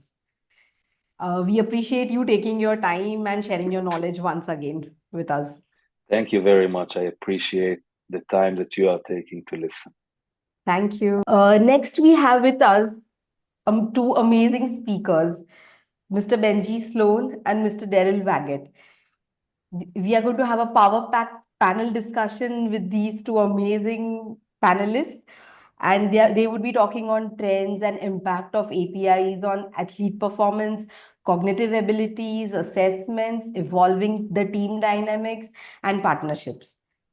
And they are with us to share in detail about the topic. And if you have any questions, please do write to us in the comment section. The first speaker, Mr. Benji, I would like to introduce him. He is a business development and strategy consultant. Benji has a proven track record of fostering strategic partnerships and driving innovations in sports technology, bringing over 25 years of extensive knowledge, leveraging his experience as a certified athletic trainer in the NFL and in business development roles within sports analytics and technology companies. His current role as an independent consultant allows him to integrate tailored business strategies while identifying and implementing solutions that optimize teams, individuals, and company performances. His expertise encompasses athlete health and safety, performance analytics, and the development of cutting-edge solutions that enhance both players and organizational outcomes. Benji's comprehensive understanding on the sports landscape positions him as the leader in advancing the integration of technology and performance in the industry. The second panelist who we have with us today is Mr. Daryl Waggett. He's the Chief Data Officer and co-founder of Swexa. Swexa focuses on interaction of deep physiological and artificial intelligence. They combine data streams from biosensors and molecular profiles to optimize human health and subsequently improve performance and prevent injury, illness, and burnout. Swexa leverages algorithms developed with elite athletes and applies them to the general population, such as workplace health and safety, health aging, women health, and adolescent obesity. We welcome you both to the panel. Thank you for Amy. having us. Pleasure to be here. Thank you. Likewise. So, and I'm joining you here from Toronto, which is a little bit snowier, I think, than where Benji is. So I'm all the way across the pond in Barcelona, Spain. Excellent. So it's three different locations. Right here it is summer now. Summers have started in India. So extreme locations. Wow. Okay, so let's begin. Let me ask you a few questions first. How are sports APIs transforming the way athletes track and improve their performance metrics? Open to both of you. Well, I think first and foremost, it allows athletes and teams also to have information at their fingertips. There's a lot of real-time information out there as opposed to 25, 30 years ago. They didn't have this ability. Okay, so they really had to rely on a lot of raw statistical data and try to glean a lot of insights on that. But nowadays, as technology has advanced, and you have companies out there with performance wearables, GPS tracking, just a whole slew of opportunities for teams and athletes to really dive into what happened on the field or what happened on the court, or even with their own personal health from a nutritional standpoint. Sleep quality, sleep consistency, things like that. So there are a lot of options for the athletes to really take a deep dive on where are the areas in which they are comfortable with their performance, so to speak. Can they identify some areas where they might be lacking or might need a little closer attention? And they take that data and they can build off of that. Okay, Dil, what's your take on this? Yeah, well, it's a fascinating problem, right? So I would take a step back and go back to what is the sort of underlying challenge or problem that the APIs are dealing with. So in the world that we live in the sports tech / fitness wellness space, there has been an explosion of data. Practitioners within teams, within health organizations, everyday individuals are struggling to figure out what to do with the data itself. So in a sense, we have a signal to noise problem. The volume is too fast that, we have sensors coming from, people have watches, they have rings, there's positioning systems, there's vision systems, there's almost an unlimited number of ways that we can quantify these types of physiology or performance and whatnot. So the velocity, the volume, the variety of types of data are overwhelming currently for all individuals. So if we think of, how do we approach that problem? One solution is to, take those different data sources and break them down into modules and then find ways to combine them like Lego blocks. And this is what Swexa does. We have a library of algorithms, physiological and human performance algorithms, that we combine like Lego blocks to accomplish different end user objectives. Could be sports performance, it could be health optimization, it could be healthy aging, it could be whatever. But the idea is that, to be able to reach all of those individuals, we have to have a paradigm shift, and we have to use APIs to be able to connect those individuals, connect the data that they collect, connect all the technology that they have, and make that into something that's sort of an actionable insight. And I don't think that's different for sports. There needs to be a way to integrate the data, to consume the data, to democratize the data, And ultimately, APIs are a really foundational technology to be able to do that. And we can go and we can discuss a whole bunch of different trends that we're seeing in terms of how that works. But it's a really powerful technology. And one of the things that I'm most excited about the use of APIs in the sports tech landscape is individualization. Some being able to tailor these sort of health and performance interventions to the individual. This is really groundbreaking, and it's a real transition. And it's also democratization of these technologies. I'd love to talk more about how the API space and the new technologies are really making these technologies accessible to, a vast part of the population that probably didn't have access to it 5 and 10 years ago. Okay. And just to piggyback on what Daryl said, I think you hit the nail on the head. There are a lot of teams and organizations out there that are literally drowning in data and starving for intelligence. There's so much out there. There's so much accessibility. There's so much data to grab. And I think the lure is to grab everything you can and bring it in-house. And then you have mounds and mounds of data that you're trying to make sense of. Yeah. And the problem with that is if you're letting the data that you grab guide what type of solutions you can find out of it, maybe for a lot of teams, a better approach would be you need to set your goals and you need to clearly identify what you're trying to accomplish and let that be the driver of what data you go out there to collect. Because you're right, it's accessible anywhere and everywhere. And looking at the financial situation of a lot of clubs and organizations, you have your top tier teams and clubs in the world that can essentially write a blank check. If they wanted to bring in anything and everything and integrate a number of different APIs into their whatever platform they have or whatever process or system that they're utilizing, they have the ability to do that. Maybe they want the raw data because they have extensive backroom staffs and data analysts to take that data and process it. But if you're on the lower end of the financial scale, or maybe you aren't as blessed with revenue as some of the other teams and clubs out there, maybe you need an API or a company or somebody who can take in the data and aggregate it and then give you some type of insight that can go ahead and give you the level of interpretation that you need. Because as we all know, the difference between information and knowledge is interpretation. So if you're gobbling up information and gobbling up data without the ability to really interpret it into something that's actionable, like you said, Daryl, it's a waste of time, it's a waste of money, and maybe you might not get the results that you need. Yeah, I think what I liked what you were saying there is the data is a tool. The data is also a signal to noise problem, but it's also around how do we ascribe value to data in a way that is actionable or makes a difference. I think that's where the real power is, and I think that's where we're seeing a lot more innovation happening across the space.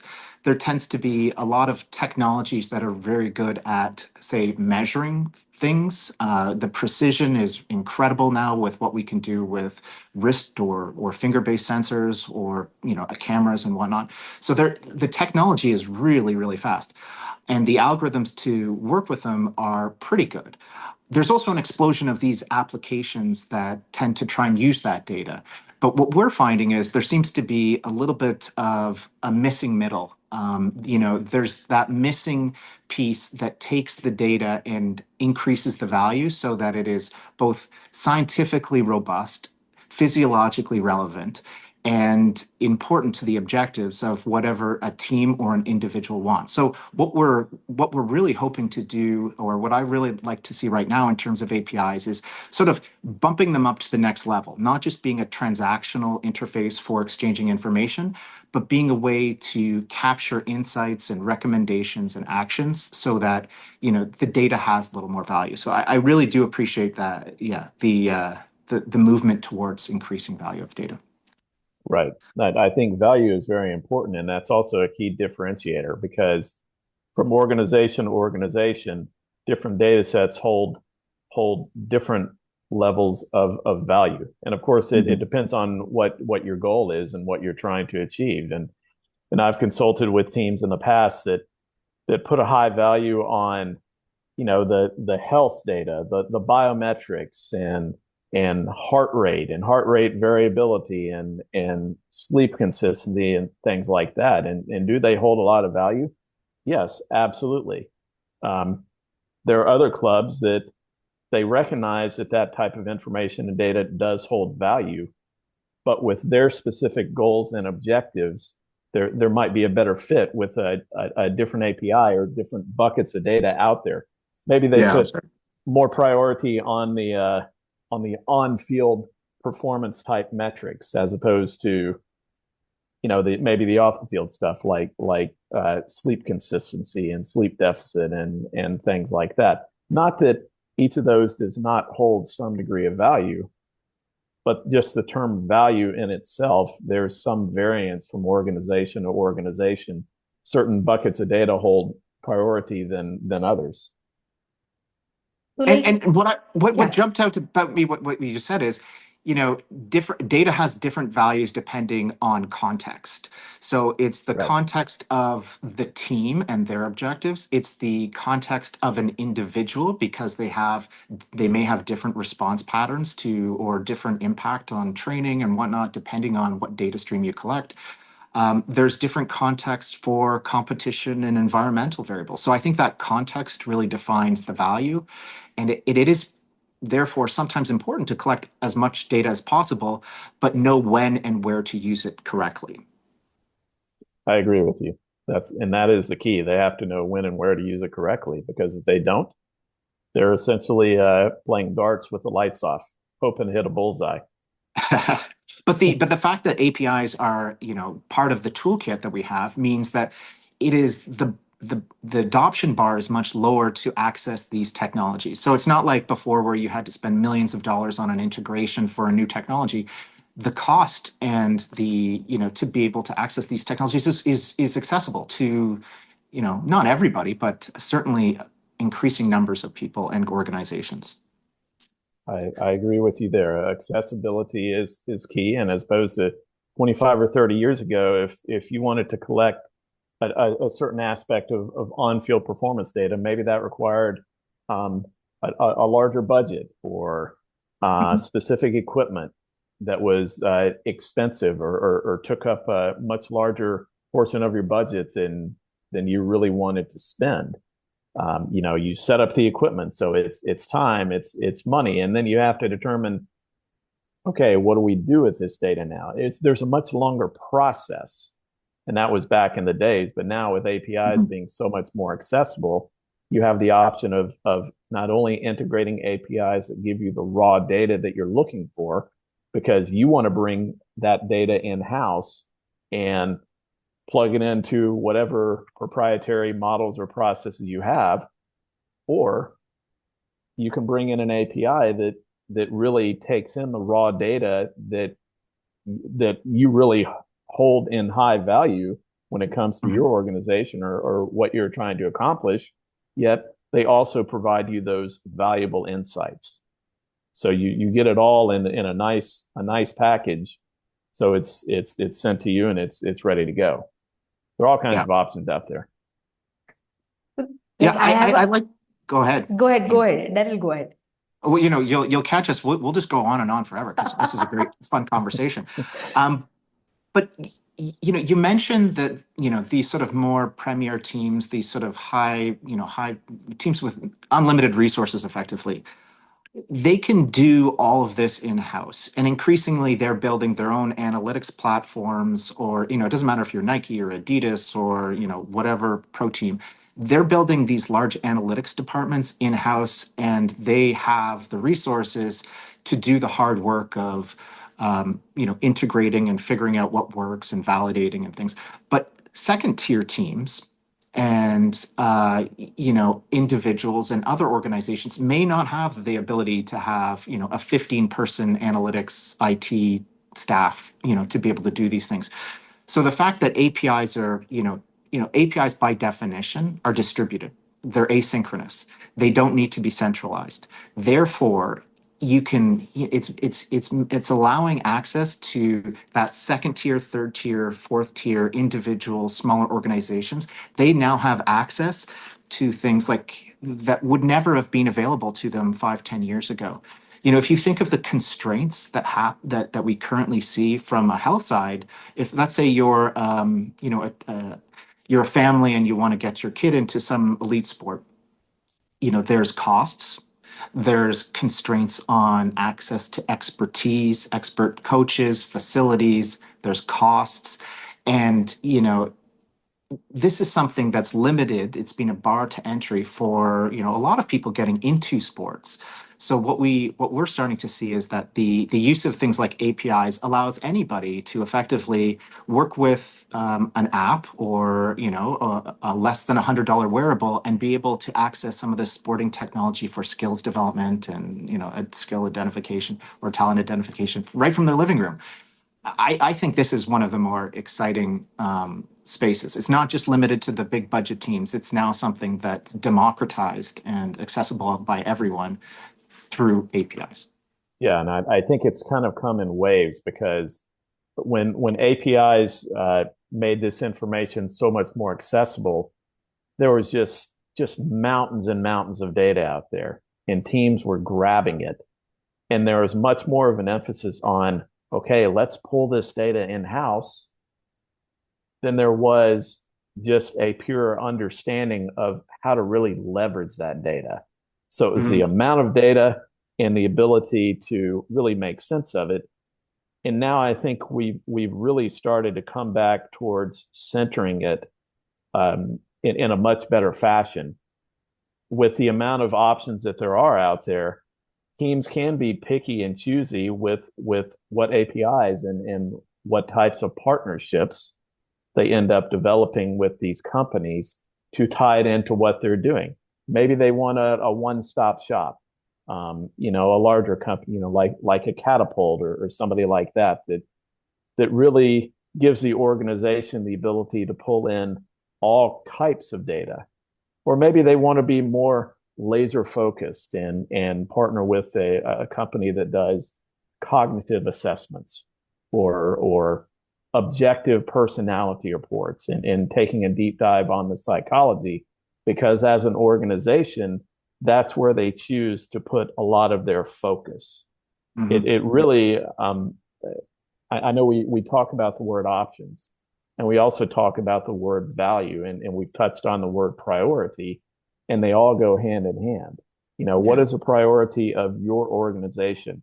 Do you have the physical, technical, and tactical aspect of, let's say, player profiling or player performance dialed down to a point where you're satisfied with what you can interpret from that level of information that you're getting in?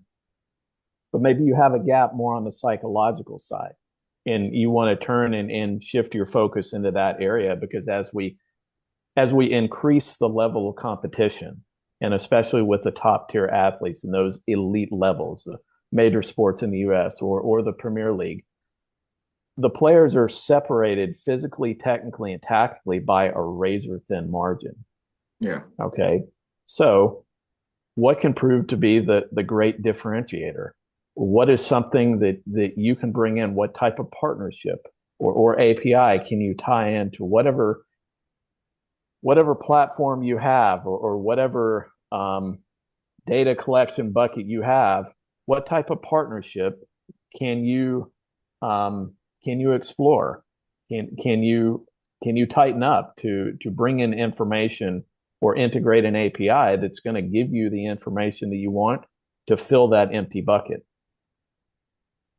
Yeah, I'd love to touch on partnerships as well, because I think, we were thinking about this before we had the call about, how do APIs reinforce or support the need for partnerships? And initially it was sort of like, well, I don't know. But then as we had a conversation, we realized it's actually quite foundational. It's actually a really interesting opportunity too. In conversations with large organizations and teams at Sfexa, one of the things we've been hearing a great deal of in the last 2 years is we don't want to buy a big software system. We have 5 of those. We have Microsoft, we have Azure, we have AWS or Google or whatnot, and we have Catapult. So what the last thing we want is another software that we have to manage new identities and new UIs and whatnot. It doesn't make sense. It doesn't make sense from our workflow perspective, never mind an administrative overhead perspective. So they say what we really want, Svexo or company X or Y, is we want modules. We want Lego blocks that we can glue together into our backend system in a way that the data can flow from one system to another system in a way that is integrated and interoperable and effectively makes sense. So it's more than the sum of its parts. And the foundation of being able to do that is APIs. That is not possible without API technology. And moreover, those modules are not the domain or expertise of any one company. So when we go into contracts now with large teams or large organizations, even countries, we go in with a team of other sports tech vendors.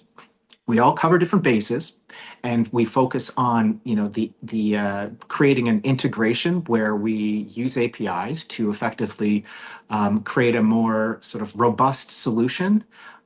But this is a demand from the teams. We want the teams or the organizations want groups to have partnerships, and they don't want just one large software solution. So I think it's really helped us. It's opened our eyes to the need for partnerships. We don't see most other tech vendors as competitors now. We actually just see them as future partners. And mobile first has been a great one for that for us too. And I think to touch a little bit more on that, it seems like one of the pros of that approach is that you limit the amount of crossover that a lot of teams or organizations have when they bring some of these APIs and technologies in-house. And I've seen that a lot actually at a number of different levels of sports.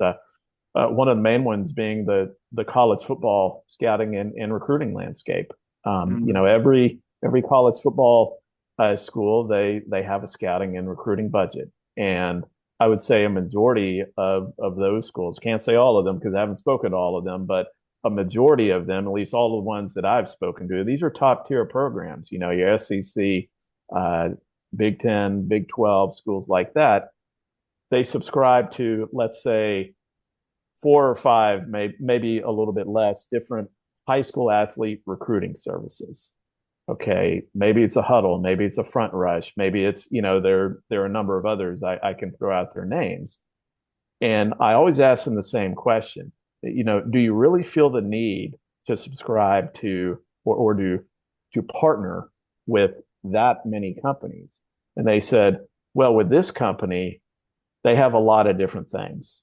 Okay, so we like what they're doing. But with this other company, they do a lot of the same things that the first company does, but they also provide this level of interpretation or this chunk of data or this insight.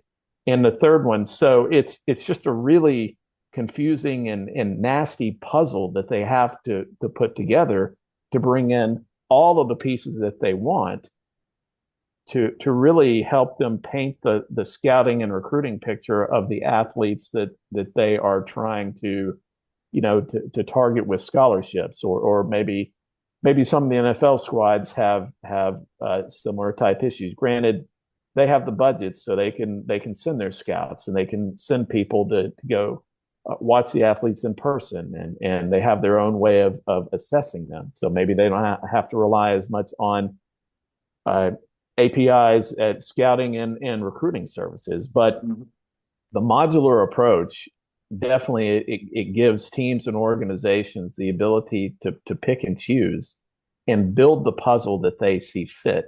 And I think that's the key, because it's a lot more efficient.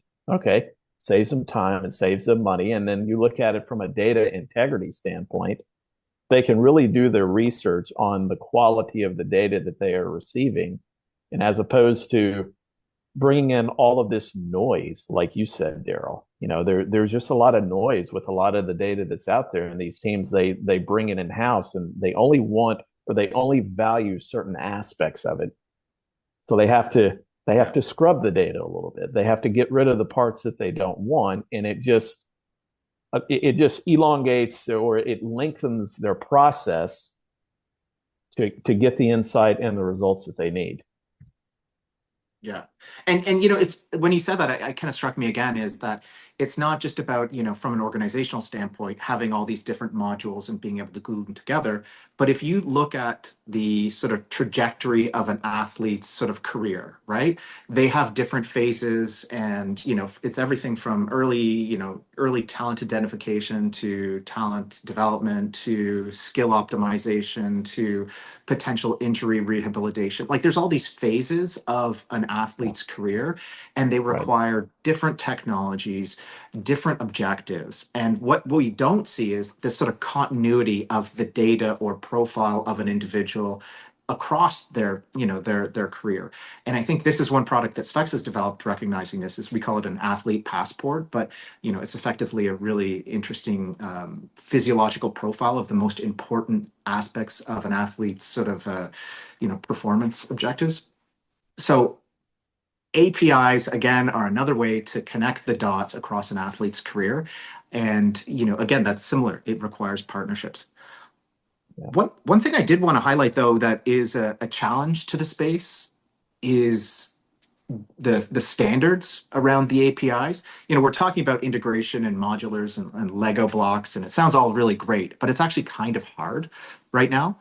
There is a, because a lot of the technologies are vendor driven, the data standards tend to be quite inconsistent. And when you try and combine them, it's sometimes combining a little bit of apples and oranges. So even if you have an API, even if they're integrated, you know, something might say load, you know, and another thing might say load or heart rate or whatnot, or energy expenditure. And those could be calculated differently. They could mean different things fundamentally, which means downstream, your insights are wrong or they're misleading. So I think there's an opportunity for this space to, you know, in the APIs and the sports tech world and digital health, to have a moment of reckoning around what do data standards mean, so that the whole community can move forward. And it's not just the data standards in terms of what means what and the API specification from Swagger or whatnot. It's also about data standards in terms of quality. You know, if we're getting all these readouts from Catapult or whatnot, you know, they don't provide confidence intervals. They don't tell you how accurate it is. They just give you a number. So we need better ways of having standards, so that when we get an API, there's almost like a, you know, almost like a grading of what the quality or the accuracy is, because that'll really help practitioners. Right now, everybody's flying a little bit blind. I've got a bunch of numbers. I don't know how good they are. I hope they're good. I think I know what they mean. But, you know, frankly, a lot of people are flying blind, and APIs are, you know, that's not really the role of APIs, but I think there's an opportunity for standards. Right. And I totally agree with that. I think it's a question of what we believe is true. What is the real source of truth? And I can take it from one extreme to the other. Look at just basic player or athlete data. Look at height and weight, for example. Okay. Height and weight, you know, all teams use it to build just a general player profile. And of course, down the road, when it comes to scouting and recruiting and you know, a whole nother group of things like that, you know, that information is important. One team might have a specific positional profile of a player built around a specific height and weight range. Okay. So if you are bringing in some type of a data feed that brings to you player height and weight, okay, I might have one data feed that lists the player at 6'3", 210 pounds. Another data feed might be 6'4", 203 pounds, and so on and so on. So what is the real source of truth with just basic information like that? What do we believe? What do we not believe?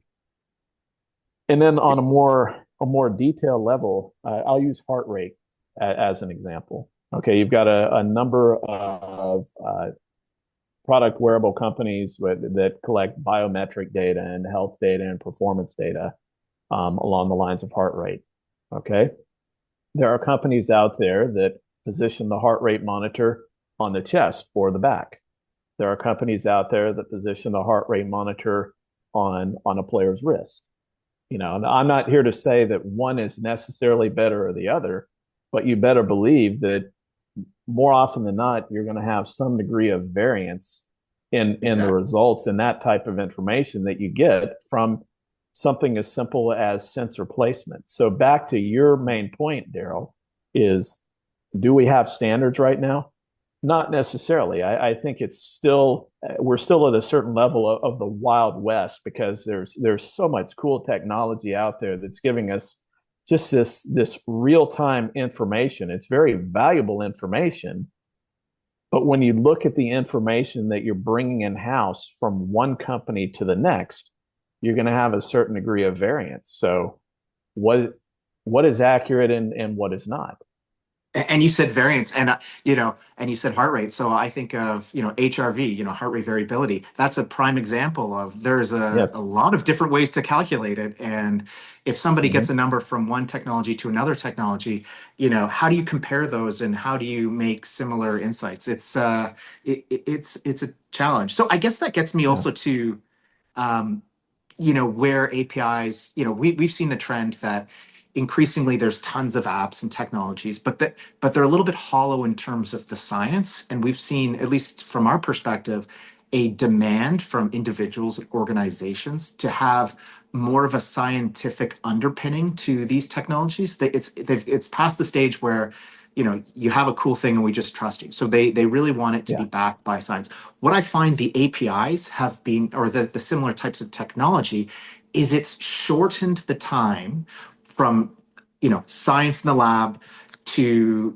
on-field use or in-gym use, because the deployment is effectively a tech stack on a cloud. And as soon as the algorithms have been developed and you can work with a company like Mobile First to put in a front end, and that time is, you've really shortcut the time from science to impact, which is really powerful. And it's allowed us, at least at Sfexa, to what we want to do is be the fastest at moving the science into user applications in sports and health. So I think this would not have been possible if it wasn't for APIs. If you look at biotech, it takes 10, 15 years to get a lab innovation, if you're looking at an assay or a diagnostic. So the digital health aspect I think it's been really powerful about moving the science really fast into practice. Yeah, and I agree with you. And I think you guys are doing some really fantastic stuff at your company, by the way. I think the real gatekeeper here is trust. Okay. Yeah. Oh, sure. When teams look at bringing data in-house, they really need to not only trust the company and its foundation, but what feeds into the information that they are receiving. Yeah. And what I've experienced over the years is that when you have teams that have a lot of in-house brain power and they have robust data analytics teams and performance directors and coordinators of sports science, they have an increasing level of interest in the actual science that goes into building those insights. So there might be a company that takes in specific data points that the team likes, and they have their proprietary algorithms and metrics, and the team integrates those insights by way of API, whatever it might be, whether it's an overall performance score or an overall scouting rating. They really want to take a look under the hood and understand what powers it. And one of the companies that I was with in the past, we built objective personality reports. Pretty cool stuff. We could take any athlete and run their entire history of posting on social media through our technology and take transcripts of video interviews and print articles. And it was a really high-end linguistic analysis. The output would be, where does the athlete sit on a legitimate spectrum of personality traits, 30 traits and subtraits, one extreme to the other. And on a higher level, what we did through just countless interviews with general managers and sporting directors, we asked them, what is it that you're really looking for in an athlete psychologically? Well, it was character, coachability, composure, and leadership. That based on the psychological framework that we were using, they weren't specific traits and subtraits, but we had the brain power in-house to understand which traits and subtraits fed into character and composure and coachability and leadership. So we developed our own proprietary metrics for those four aspects of the psychology of an athlete.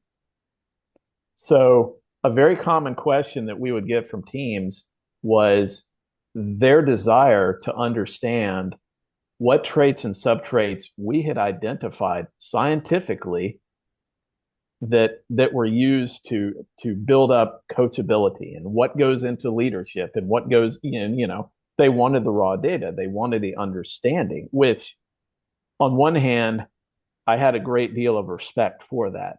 So as opposed to them just taking the insight and grabbing it and plugging it, they really wanted to understand it, they wanted to trust it, they wanted to learn about it. Okay, from a company standpoint, that wasn't something that we wanted to reveal. If that's intellectual property or something that we want to protect, we're not just going to throw that out to the wolves, because then what would separate us as being a one of one as opposed to just one of many, if everybody knew that. But I think there's an increase in the desire to really understand what goes into some of these insights, these proprietary metrics and insights that they are receiving from some of the companies that are out there. And it's not to say that it's good or bad. It's just coming back to the word trust.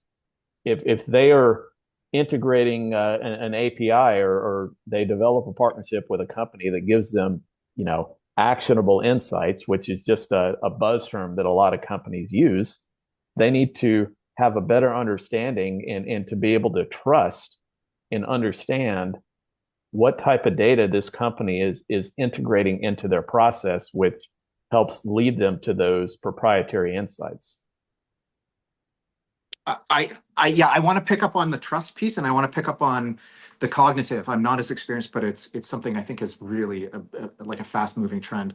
On the trust side, we classically in professional sports and even there's been a lot of risk aversion to new technologies, new approaches. I mean, even just getting cloud into some professional leagues has been challenging. They're operating on-prem, hardware behind firewalls using, pretty old school, antiquated ways of doing things, which are not necessarily amenable to API integrations. But the main observation or the main trend is that is shifting very, very quickly. I kind of, the analogy I have with these pro sports organization is it's like healthcare. They move very slowly, but when they move, it's a really quick shift. And Right. the fact that trust is now starting to be developed or accepted, there's an acceptance for these new technologies, is really, we're in a moment where, APIs and these types of technologies, can make a real difference. And where, you mentioned, you mentioned some of these insights and explainability, Benji. I think one area that we hear a lot of, and everybody in the world hears a lot about, is AI. I kind of like to think of APIs. What's an API? Well, it's AI with performance in the middle, right? So it's sort of critical that we start moving towards more AI approaches, and that tends to have a trust issue with a lot of practitioners. What is AI? What is it doing? Is it taking my data? Is it sharing competitive intelligence with other teams? Is it doing that? From our side, similar to what you said, Benji, is if we make an API and the documentation publicly accessible, we're also at risk ourselves of that algorithm being reverse engineered by a competitor. And this happens all the time. So, the trust goes both ways. It's both the practitioner and the vendor have to develop that trust, which is tricky. Like we've been in situations with pro leagues where you put in your pitch and it says AI in the title, and they go, we don't do AI, and it's the lawyers. Right. The lawyers just throw it right out. So that's an indication of a lack of trust that the whole community has to work together to build. Yeah, But cognitive. Cognitive assessments. That's just a really hot area right now, and I look at what the NFL has done, and it's one of those things that 25, 30 years ago, when you look at athletes and you're assessing an athlete or scouting an athlete or recruiting an athlete, a lot of them, they would take a really old school approach. And by cognitive, we're talking about reaction time and visual spatial awareness, where to go, what to do at a specific time. Well, how do you measure that? Back at the turn of the century, oh man, that makes me sound like I'm really old when I say that, but turn of the century, that was viewed as kind of like a pipe dream. It's like, yeah, we really want to understand that. We'll just rely on what we see on film or what we hear from someone else who maybe had the player on their team or squad for however long, and just you bring in all this subjective information and you try to gain as much insight as you can. But now we have technologies in there that can actually measure the cognitive abilities of an athlete. And I believe that from a certain perspective, that's what the NFL was trying to do when the Wonderlic came about, is how do we give the teams some degree of mental, emotional, psychological process, cognitive information about draft eligible prospects. And as we've seen, and they try to keep the results of the Wonderlic very close to the vest. They don't publicly release all of those results, at least they don't initially, but word starts to leak out, and there's a lot of gaming going on behind the scenes with teams. But just because an athlete who ends up being drafted scores very low on the Wonderlic test, it doesn't mean that he's not going to be successful. There's scores and scores of athletes who have performed very, very poorly, and they've gone on to be All-Pro and even Hall of Fame players. And on the flip side of that, just because you perform very well on a test like the Wonderlic, it doesn't mean that you're going to have a fantastic career. You might just not produce. Cognitive assessments are just one small piece of the puzzle. It's not a be-all, end-all. And it kind of ties into fit with team and fit with system. So how are teams partnering with companies to give them the insights and the data that they need to get a better understanding of whether or not a player fits with their team and system? I'm not saying from a team culture, team chemistry standpoint, but being able to operate in a given system. And I've seen cognitive assessment results for a lot of different players, and I'll say there are two wide receivers in the NFL right now. Okay, one of them scored very, very highly off the charts in visual spatial awareness. Okay, the other wide receiver scored very low in visual spatial awareness. They're both two of the top receivers in the league. They produce year after year, but it just goes to show you that the one who scored very highly in visual spatial awareness, you look at his route tree and he's running routes all over the field. He knows where to find the pockets in space. He knows how to read the defense. Okay, he's a good fit for that type of offensive system that specific team runs. Maybe he'll go to a different team that runs a different system, and maybe he won't be as effective.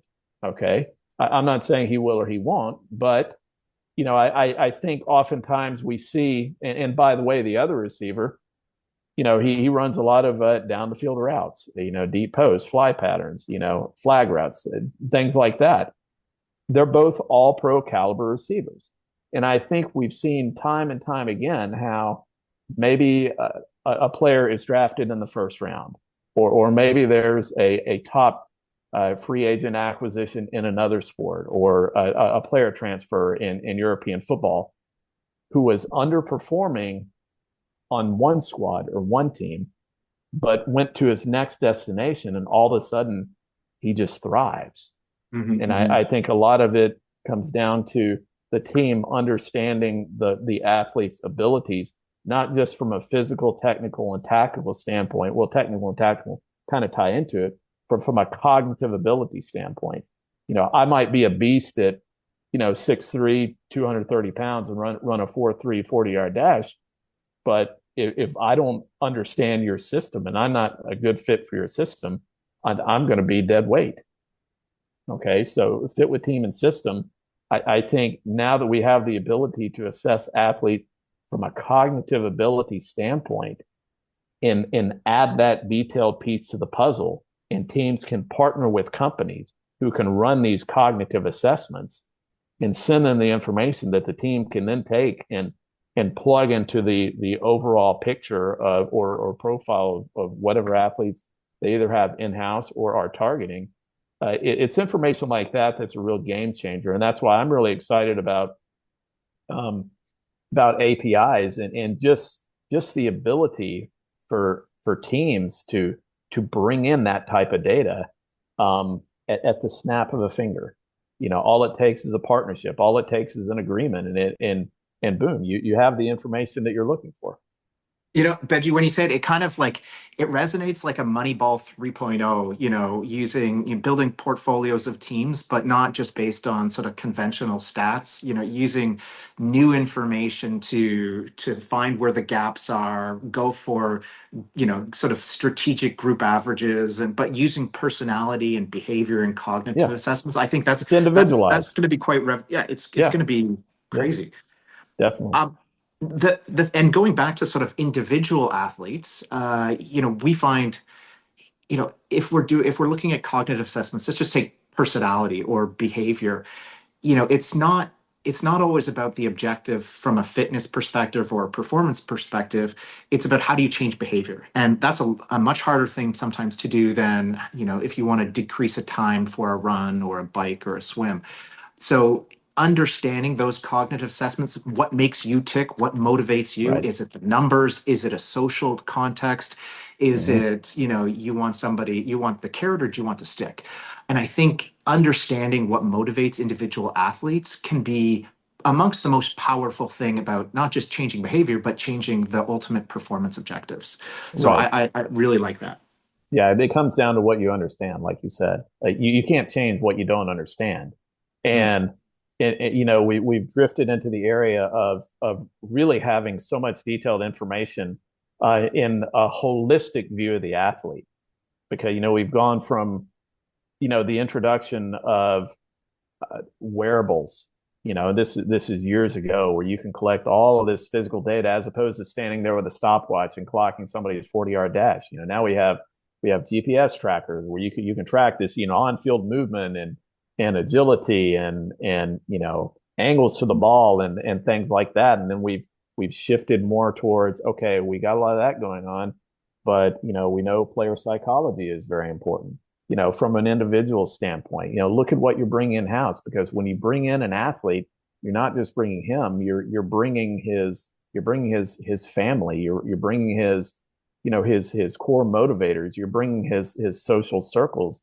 So I think now with all of the technology out there, the teams have a greater ability to understand that aspect of players objectively and take that piece of the puzzle and add it into a lot of the other information they all already know. Some of the teams, they have the brain power in the house to tackle it their own way, and there's nothing wrong with that. But with the abilities of companies out there and technologies that are so laser focused on one specific aspect of an athlete, you look at performance, you look at the physical aspects, but you also have to look at the mental and emotional aspects. Are they focused?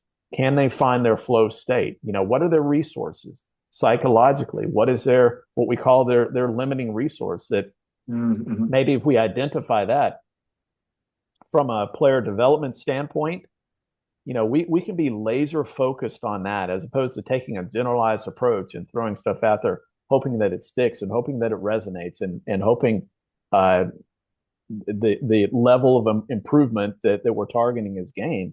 If you know exactly what is limiting the athlete or what their limiting resource is, it doesn't necessarily mean it's bad, but what is an area that we can identify that will give us an opportunity to improve, that will translate on the field, it'll translate into the clubhouse, it'll bleed into other areas. Benji, when you say that, Daryl, I'm so sorry. Just 1 minute. I would really like to break the conversation. It's the amazing conversation, but it's last 5 minutes. Okay.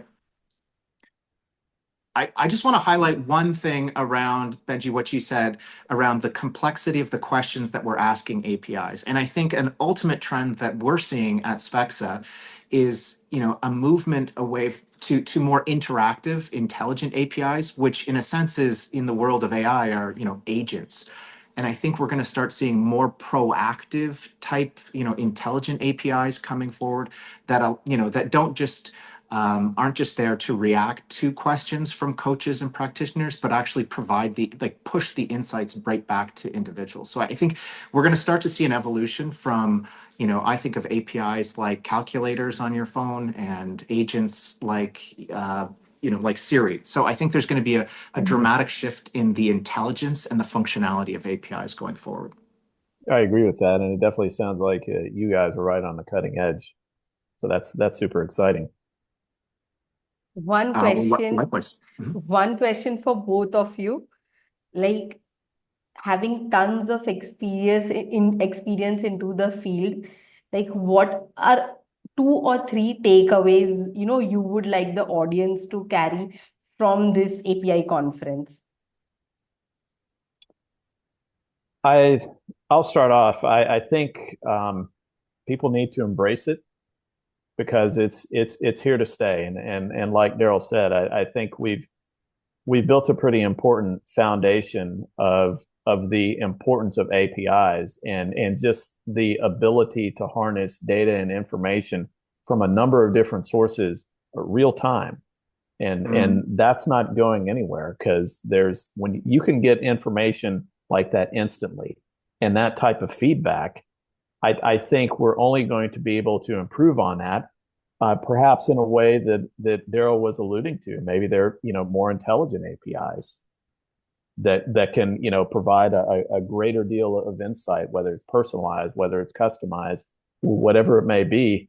But I think that everybody needs to embrace the type of technology that's out there because again, it's not going away anytime soon. It's only going to get more integrated into the sports industry. Yeah, I totally agree with that as well. I think my first point is individualization. I think that's where the space is moving. Everything has been population averages for years and years. So the ability to focus on hyper-personalized recommendations and interventions is a game changer. I think APIs are fantastic for that. I think standards is a great opportunity to move the whole field forward in terms of technology and quality of the data. And I also think, like the conference it's these types of insights and intelligence require partnerships. They require collaboration. We cannot do this alone. And I'm looking forward to talking to Benji further. I think even this conference and this panel is an example of where we can find synergies just by talking to each other. Likewise, right back at you, Daryl. Great. Thank you, Daryl and Benji, for this amazing, insightful session. I'm sure all the audience has thoroughly enjoyed the conversation, and it covered all the questions which I had, and I need not ask you any questions. I appreciate the time both of you gave. Well, Thank you, for Amy. having us. Next, we are thrilled to welcome Dr. Amol Patil, adjunct professor from the KJ Somaiya Institute of Management. With an extensive background in management of sports performance, Professor Amol has been at the forefront from a decade in sports performance, with initial years spent as a team doctor and scientific advisor to the Indian boxing team, advancing to consulting to Mission Olympic Cell under MYS, and now working as a sports education consultant and an independent medical practice. Today, he will be presenting on how empowering education and integrating APIs into the university curriculum from a holistic learning experience. We are excited to listen to his thoughts, his insights on this important subject. We welcome you, Doctor. Thank you, Amy, for a kind introduction. So I'll just have a small presentation on this topic.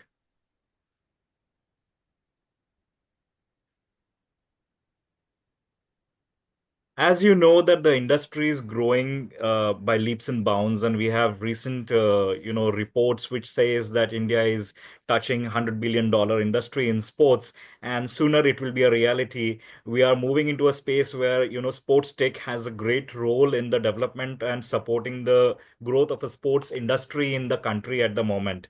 Uh, when I talk about sports tech, the background of or the backbone of this technology companies is the API, which is application programming interfaces, and that plays a really crucial role in the data exchange and automation of the entire workflows and processes, and obviously integrating the systems, using data from third-party applications.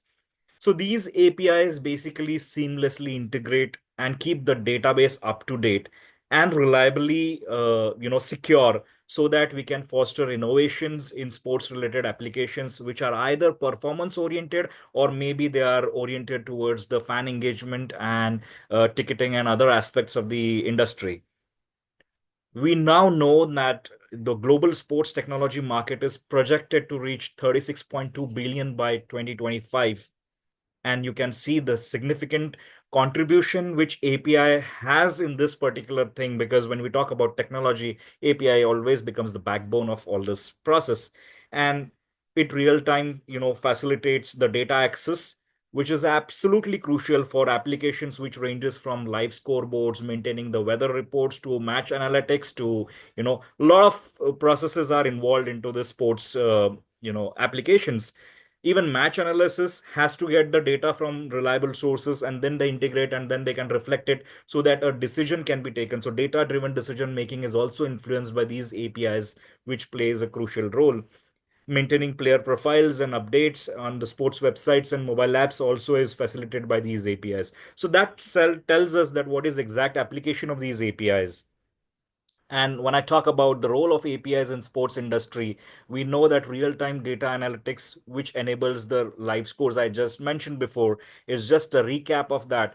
Based on that, we can have player performance and player stats. Even when you see auctions which are happening in IPL or ISL or all those matches, you need a data to back on those decisions. And this is all done by the APIs, which collect the information from various sources which are available in free domain or even in restricted domain if you have a paid access to those things. And such apps actually collect the data, and based on that you can form your own metrics, and based on that the player auction can also enable. I mean, this is something, a real tool which has changed over last 2 decades, I would say. And we are seeing the application with AI coming in forefront. The applications are fourfold because the amount of data available is now very vast, and it takes huge time to manually reach out to that data. So therefore API plays a great role, because it just fetches the data from a database which is remotely available, or which is even the open sources available, and then you can consolidate it one platform, and then you have a dashboard which is built, which can show you a data in more informatic way, so that you can take decisions at the end of the day. Similarly, I also talked about fan engagement and digital experiences. So you now have a lot of mobile applications and OTT platforms. Even the fantasy leagues are coming in, and all these things. So yesterday I was just seeing that some people were saying that, okay, I also made a team, and my team had particular cricket player, XYZ player in place, and even that is mimicking the real scores which are happening right now. So this is kind of level that we have reached in, that when an actual match is being played, the similar experience is given by the fantasy leagues and fantasy apps, which are into uh, in process in the market. And the data is real time sync, and you can actually play, you can bet on it, and that's where the betting industry is coming or leading to us.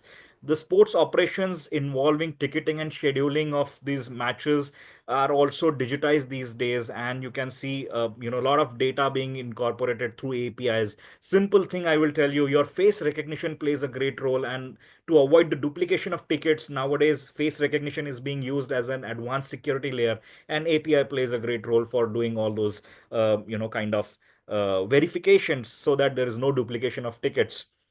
Similarly, athlete management and venue operations, they are all becoming smart stadiums these days, and everywhere the backend process is backed by API, and those APIs are very crucial. We'll come into picture. We'll come into subsequent part where we'll discuss about what are the skills required for that. But just going through the next segment, which is wearable industry. And I'll tell you that this industry is booming huge in last 10 years, I would say, because we are all concentrating on the performance side of the players. I myself have been working with the industry where performance is being explored, and my job was to secure or to work on the athlete's performance and to help him figure out strategies for enhancing performance. And therefore, we use the wearable data like heart rate monitors, the GPS data, accelerometers, even the motion sensors using IMU units. All these are giving us data about different parts of the body. Some give them the data about human posture, some give them the biomechanics, some tells us about what is the condition of heart, some tells us about what is the load, some tells us about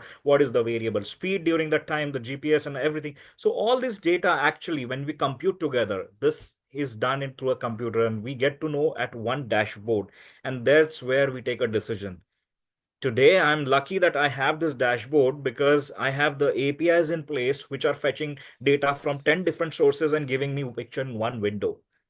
If I have to talk about 20 years back down the time, this was not possible. And you see the performance has evolved or is enhancing to a great extent. And I would say in terms of percentage also, the improvement is huge because the data has been able to be captured in one place, and we have a dashboard which where we can see the data and decisions can be taken. 20 years back the time, all the work has to be done manually, and there was a huge data manually. It was not impossible, it was impossible. So there were huge manpower employed for doing the same task. Now we just sit in front of the computer and the screen and we get everything at one place. That's the beauty of the APIs that we are seeing today, and that's the real power that has powered the revolution in the sports industry. If I've talked about only sports industry, because there are other applications also, I'm not going to that details, but just talk about health industry and the sports industry, and the med tech innovation and the sports tech innovation that is happening. And here the data is being projected or being brought in, so that we can take decisions. Betting and esports, it's an upcoming market. Even I don't have huge knowledge about it, but what I can know is, if you want to bet on a particular match or a particular score, and you even lag the data by few milliseconds, you might lose on huge money.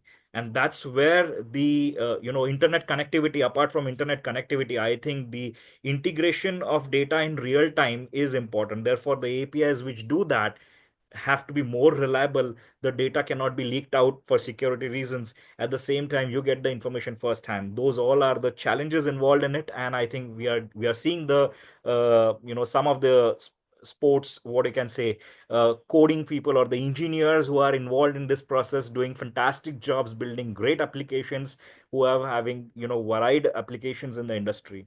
So one thing we agree now is that there is a growing need of API integration skills, because the industry is expanding. There is a huge demand for data driven decision making. And for this data driven decision making, we require the data to be collected at one place. And how better to do that? Using APIs. The cross disciplinary relevance is also important. You need business insights to be getting from those APIs about to devise what are the fan engagement strategies. So management students and management professionals in the sports industry heavily rely on this data about consumer behavior, about how the fans will be engaged in a particular match, in a particular event will drive the flow, what is the influencer that is going to affect the particular sale of tickets in a particular place. And that's how API is going to help them to make those decisions, and one right decision will help to boost revenue in that stream.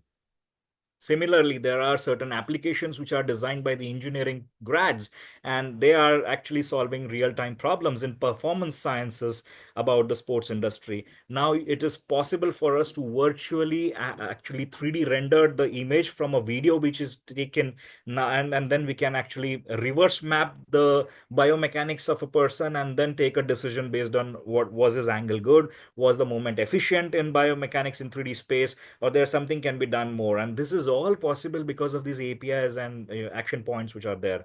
And obviously the sports science students or the sports science grads which are at the end or receiving end of these inputs which are created by the engineers and the management students, so they just apply the data into their wearable technology and take decisions so that they can help the teams to perform better. So this is how I see as a student interdisciplinary relevance of these API skills.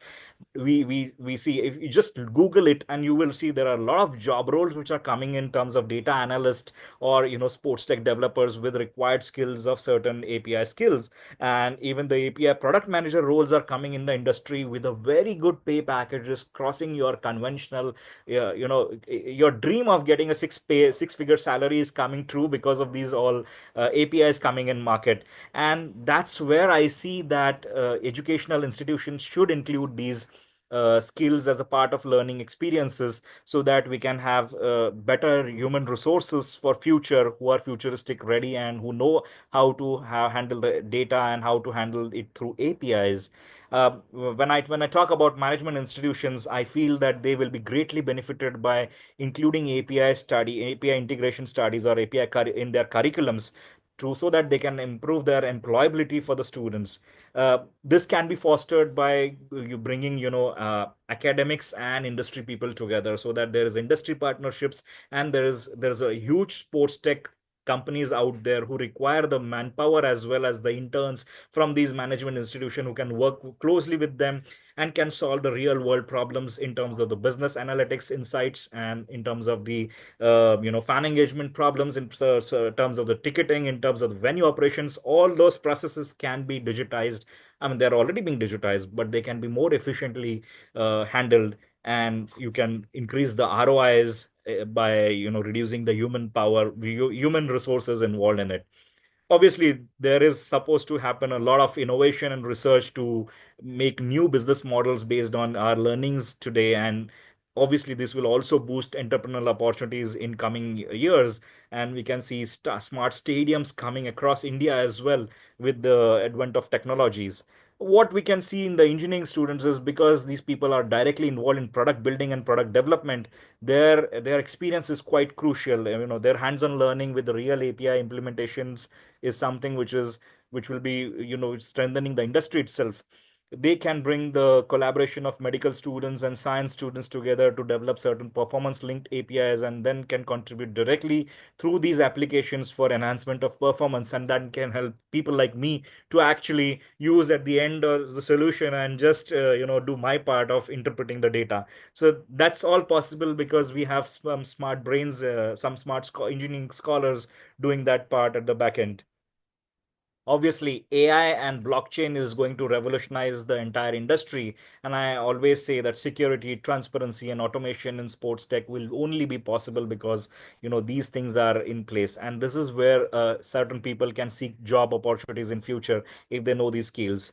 And that's where I come across that you should know at least 10 important API skills as a part of your curriculum, so that you can improvise your employability. And I feel that every management and engineering college should foster the students to learn, or should urge the students to learn a basic course in API skills, so that they are aware about what are APIs, and what is their application, and how varied application that can have. And at the end of the day, they can be able to build small applications with certain integration with different database or sources, external database sources, and thus can improve their employability at the end of the day. Because India, we do not want people who are job seekers. We want people who are entrepreneurs, who are job creators. And nowadays, and if you can have these skills, maybe you can work on a very good startup idea, and can run your own startup, and can be at the forefront leading the industry at some or the other place. And that's where I feel the 10 skills that you should know. I'm just going to enumerate and talk about each of these skills in a very brief way, so that we try to do justice to the time as well as to the topic in a in a very concise way. So the first skill that I feel is reading the API documentation. You should know what your product is supposed to do, and what is the endpoint, and what is the expectation out of it. Just can't write and go on coding the thing. So most of the students, if you're given a task, they just try go and type on the codes. That's not possible. You need to have, exact understanding of how the function will happen, where is the database located, where is the data to be imported, where is the application to be built, on which server you need to be on, what is the interacting mechanisms or the transacting value which is to be covered, what is the level of security you need to have, and all those things you need to have first understanding about the entire documentation process, because it will save time and it will reduce the errors that are going to be committed, or not intentionally, but unintentional errors can also be eliminated in the process. So therefore, you will always cover endpoints, authentication, requests, and responses in terms of the data language that I'm talking about. Maybe sometime it will be more technical terms, but yes, that is required to understand these basic skills. The next part that I feel is understanding URL and endpoints. This is again an important skills. You should know URLs are web-based addresses for a resources. So when you locate a resource, you need to have a URL for that resource. An endpoint is something which is specific URL for an API integration. So endpoint is something which is an application. You just paste that endpoint and then you have a integration done. So unless and until you have these two understanding about these two, you cannot go further in this process. Therefore, to retrieve the data from a targeted source, you need to have an understanding of URL and endpoints, and therefore only then the connection can be secure and scalable at later stages. HTTP, you have to talk to that HTTP so that you can make a request whether to fetch a data or to send a data. So this is kind of a communication, and this communication is through a part of an API communication. It is absolutely essential for accessing and manipulating the data in the database that we are maintaining, or through an external data source that we are connected. Nowadays, we gone are the days when you actually have a huge space on your computer. You will see now your computers are also getting smaller, faster, with less hard disk spaces, because everything is on cloud, everything is in real time, and this is all possible because of the API integrations, and thanks to this communication form that we have established, and the speed of internet that has given us in this decade. I think we don't require huge data storage points at our end. We just have to connect with the database and dump the data at that place, which is secure, which is easily accessible, easily retrievable, and you can access from any remote location. Authentication and security, again, this is one of the segment or the skill of API, which can be a really great field to explore for people who are working, who specifically work with security and authentication parts. So there are large number of startups or large number of engineers involved in this process, because since it's involved with security of the data and authentication of the data, I think even the packages are also very high in this kind of roles. So you have biometric verification, or maybe you have a social media verification, like you sign in through Google, you sign in through social media like Facebook, and maybe you can have a conventional password based authentication, or maybe a facial recognition, or maybe any SSO SSL certificate as a part of verification process. So these are different verifications which are available. You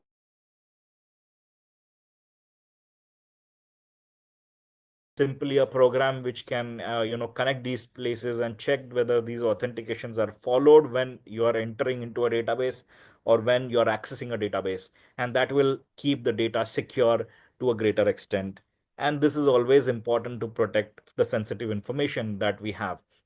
We might hear sometimes that the data breach has happened, so and so amount of data has been leaked. Who has done that? What happened? This is something which is a failure of an API, or failure of one security feature of this particular process, which has led to this lapse. If you can firewall all these things, you can prevent the data leak. If you can code in such a way. So that's why I go to the step one, that you need to have a clear understanding of documentation process, so that you can visualize the entire process clearly, and then maybe devise your own security levels and verification methods.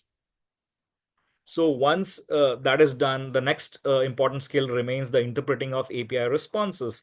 So there are different codes. I'm not familiar with this thing, but then there are different codes, 200, 404. These are certain errors or certain codes which are responsible for fetching a query with the database. And if you are going through that, if the verification is successful, you get an access to that. If it is not, then you get a data error, that error 404. So you just tell your engineer, okay, I'm getting an error of 404. What does it mean?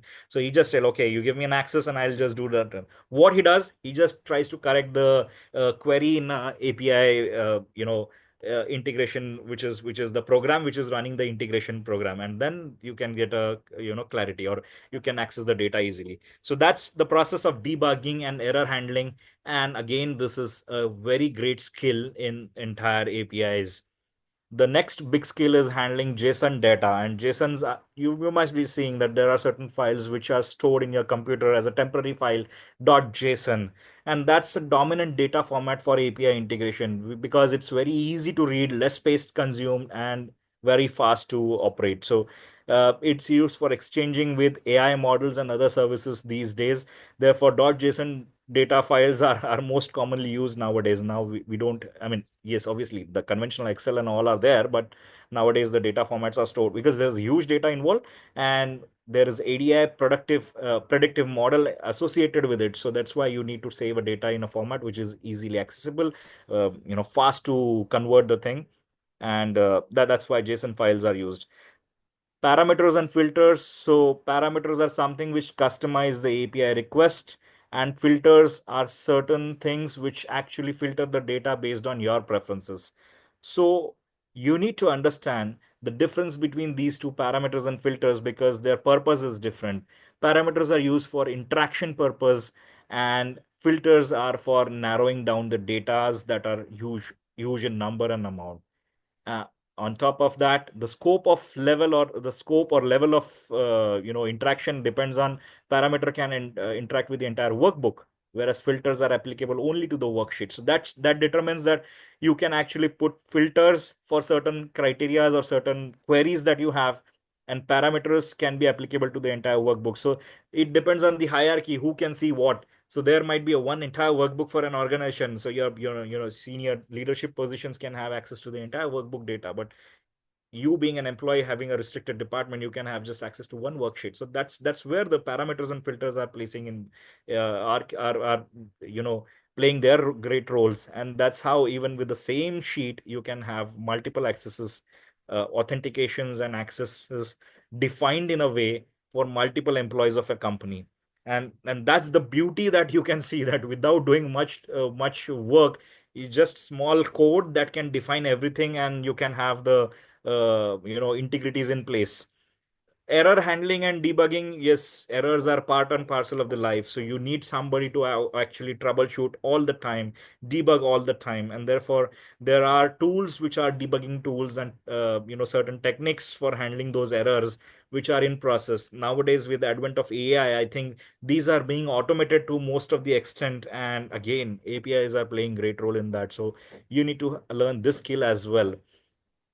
The next part that we see is rate limits and tokens. So rate limit is basically controlling the frequency of the request that we give to the database about when we're accessing a data, and API tokens are basically granting to the resources. I'll give you a very small example that you know uh, you are so there is a data which is constantly coming in. When you put a request, there is a data coming in, but that rate has to be controlled, otherwise you will be flooded with the data request that is happening. At the same time, the authentication has to be in place so that you will not entertain request further certain points. Otherwise, there will be leakage of data, or the breach of data can happen very easily. Suppose if I am given an access to access a worksheet for certain data, uh, just say that only once I can do that. If I'm given unlimited access, I can actually copy it and download it at my end and keep it. So there will be data breach. So it should not happen that way. That's why the rate and limits are something which puts check and balance, and therefore prevents the overload,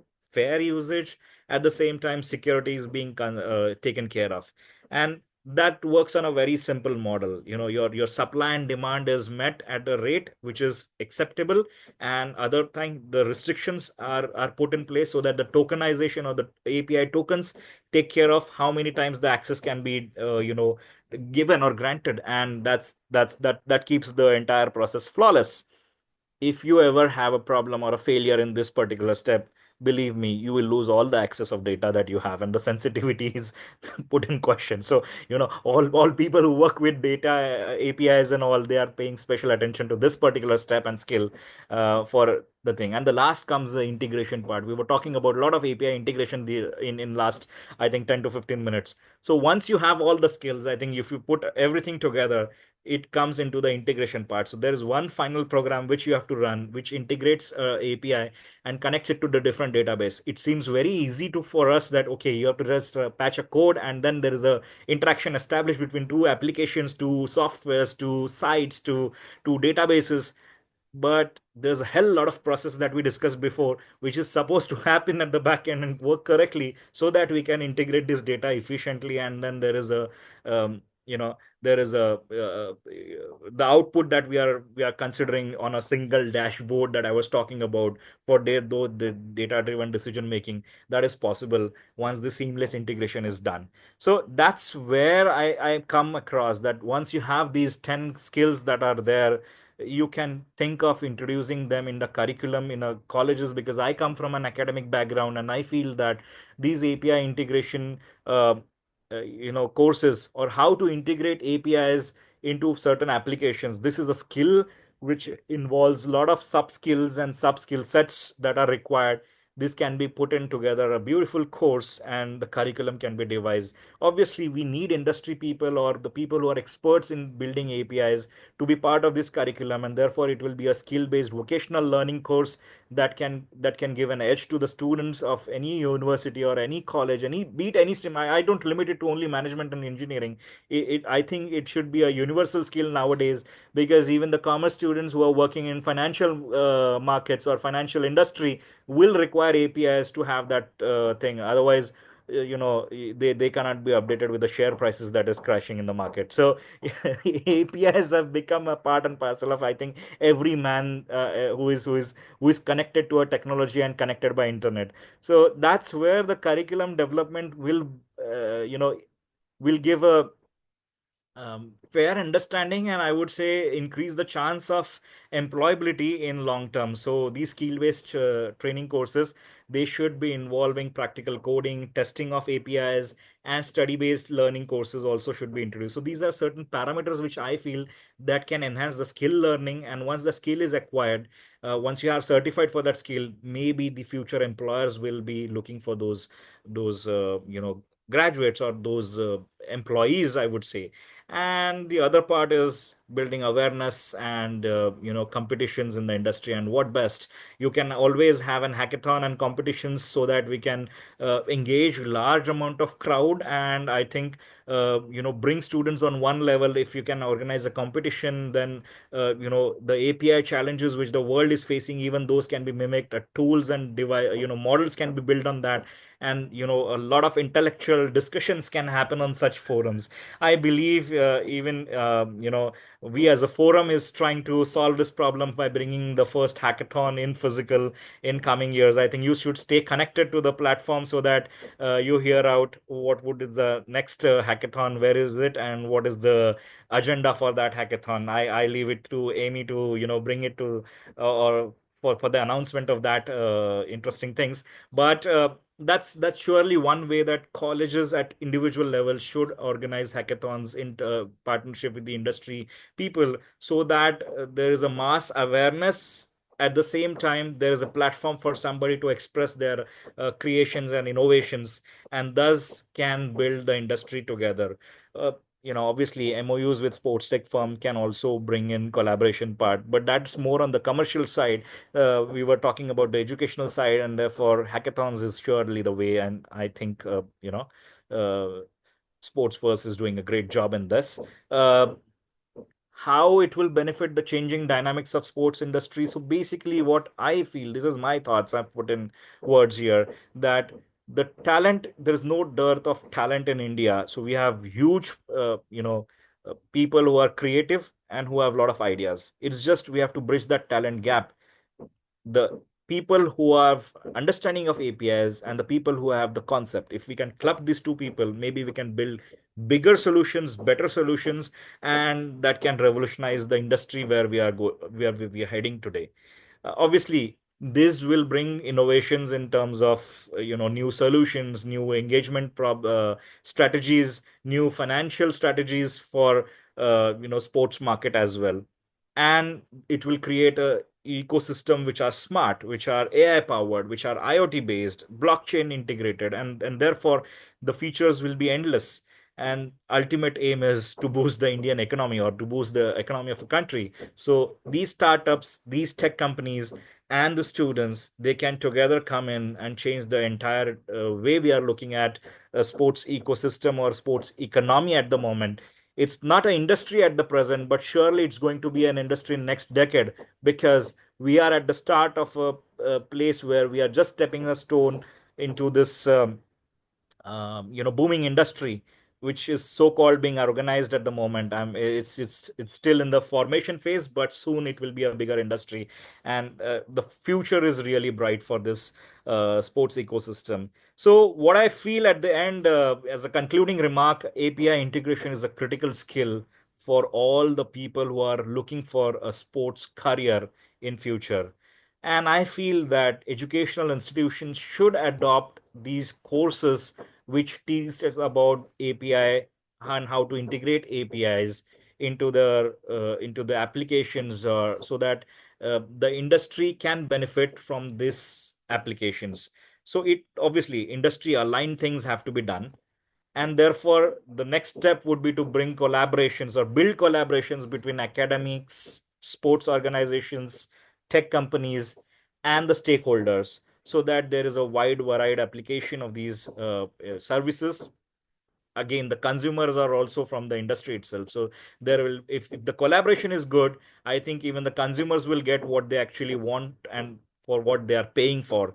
So I feel, let's start today, let's prepare our students for sports industry of tomorrow by building or by educating them through these API skills, which are becoming a part or crucial part of the life today.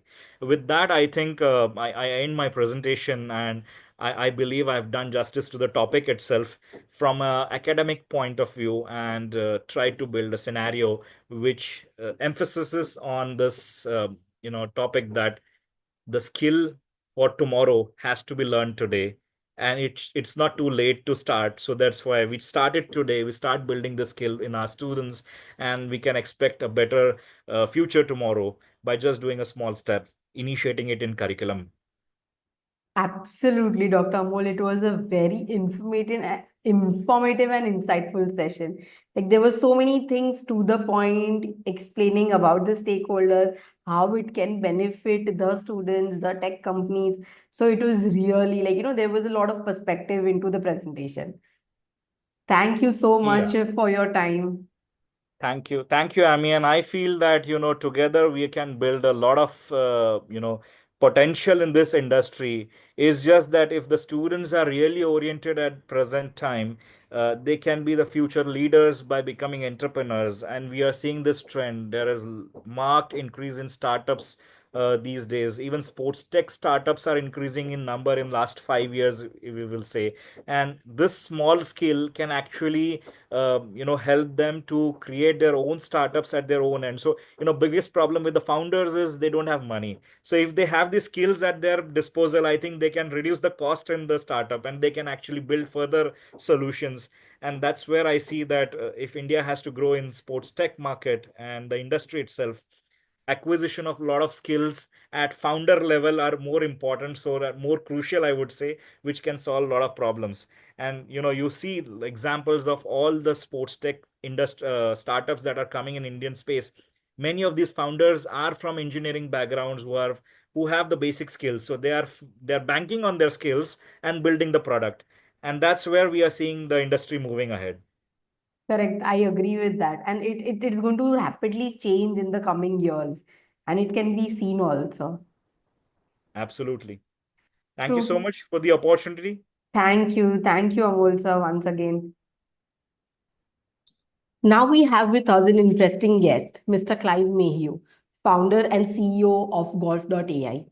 He is a visionary entrepreneur with a deep passion for golf and technology. At the heart of his vision in Golf.ai, a cutting edge platform designed to reshape the golfing experience. More than just a digital assistant, Golf.ai aims to be the go to AI powered ecosystem for golf enthusiasts worldwide. From managing golf media and enhancing engagement to acting as a real time rules assistant on the course, Golf.ai is set to redefine how players interact the game. His mission is to build the most advanced digital golf platform, empowering golfers and industry professionals alike. Today, Clive would be talking about building the #1 AI destination for golf, with creating partner APIs from tee times to player stats and GPS locations. We welcome you, Clive. Thank you so much. Great to be here. Thank you. I'm the CEO and co-founder of golf.ai. We're the #1 AI destination for golf. I'm just going through a few of my slides here that I have just to sort of give you the context of what we're trying to do. So AI in sports, relatively to some of the other AI markets, is just beginning to start. But we're starting to see a huge amount of growth. It's going to grow by 30% per annum every year. And there's going to be various different AI markets in sports. The race is on. You can see the history here of what's been happening in AI across some other sports. And now what we believe has happened is that the golf will be the next big play for AI. So the question isn't if, it's who will lead this transformation. And obviously, I think that will be golf.ai. So it's what we're trying to do is we're actually leading the AI revolution in golf, trying to build an ecosystem. And let me just give you a little bit of context of that for people to understand. Obviously, I'm going to talk today about our AI-powered tools, our AI Caddy, our AI scorecard, AI golf rules, and what's in my bag, and how we integrate into APIs to enable them to happen. But more importantly, as we go forward, it's going to be across the whole golf industry. So we're going to have golf industry stakeholders, the golf courses, the golf pros, the golf managers, the coaches, all of them having data-driven insights. And we're going to grow an AI ecosystem by seamlessly uniting the data, the analytics, and the next generation of tech across the golf value chain. It's very exciting to be in this space, and it's very exciting to be in what is typically a very old space, both for the players and also from a technology perspective. So we really are bringing it to life. This is our what we see as being the revolution of using AI. And the focus really of this round and where we are right now is on the B2C side. So our AI Caddy, which also includes our what's in our bag, AI Tee Times, and AI Media Hub with the AI scorecard. As you can see, what we're trying to do as the enabler of this is really to link in to our B2B partners, the course data, the booking partner information, and it's all about API and data integration. So let's talk about the product which we're very excited about, AI Caddy. This is the first one in the world where we have an AI conversational caddy. So think you're on the golf course, you're on the first tee, you go to golf.ai, and it says, do you want to play golf? And you say, yes, let's play golf. It says, then it brings up one of our characters, and here he is, here, a caddy assistant. And literally you press that and he'll tell you it's a par 4 that's set to challenge your players today. From the tee, it's a full carry of over a rugged terrain of rough to the green.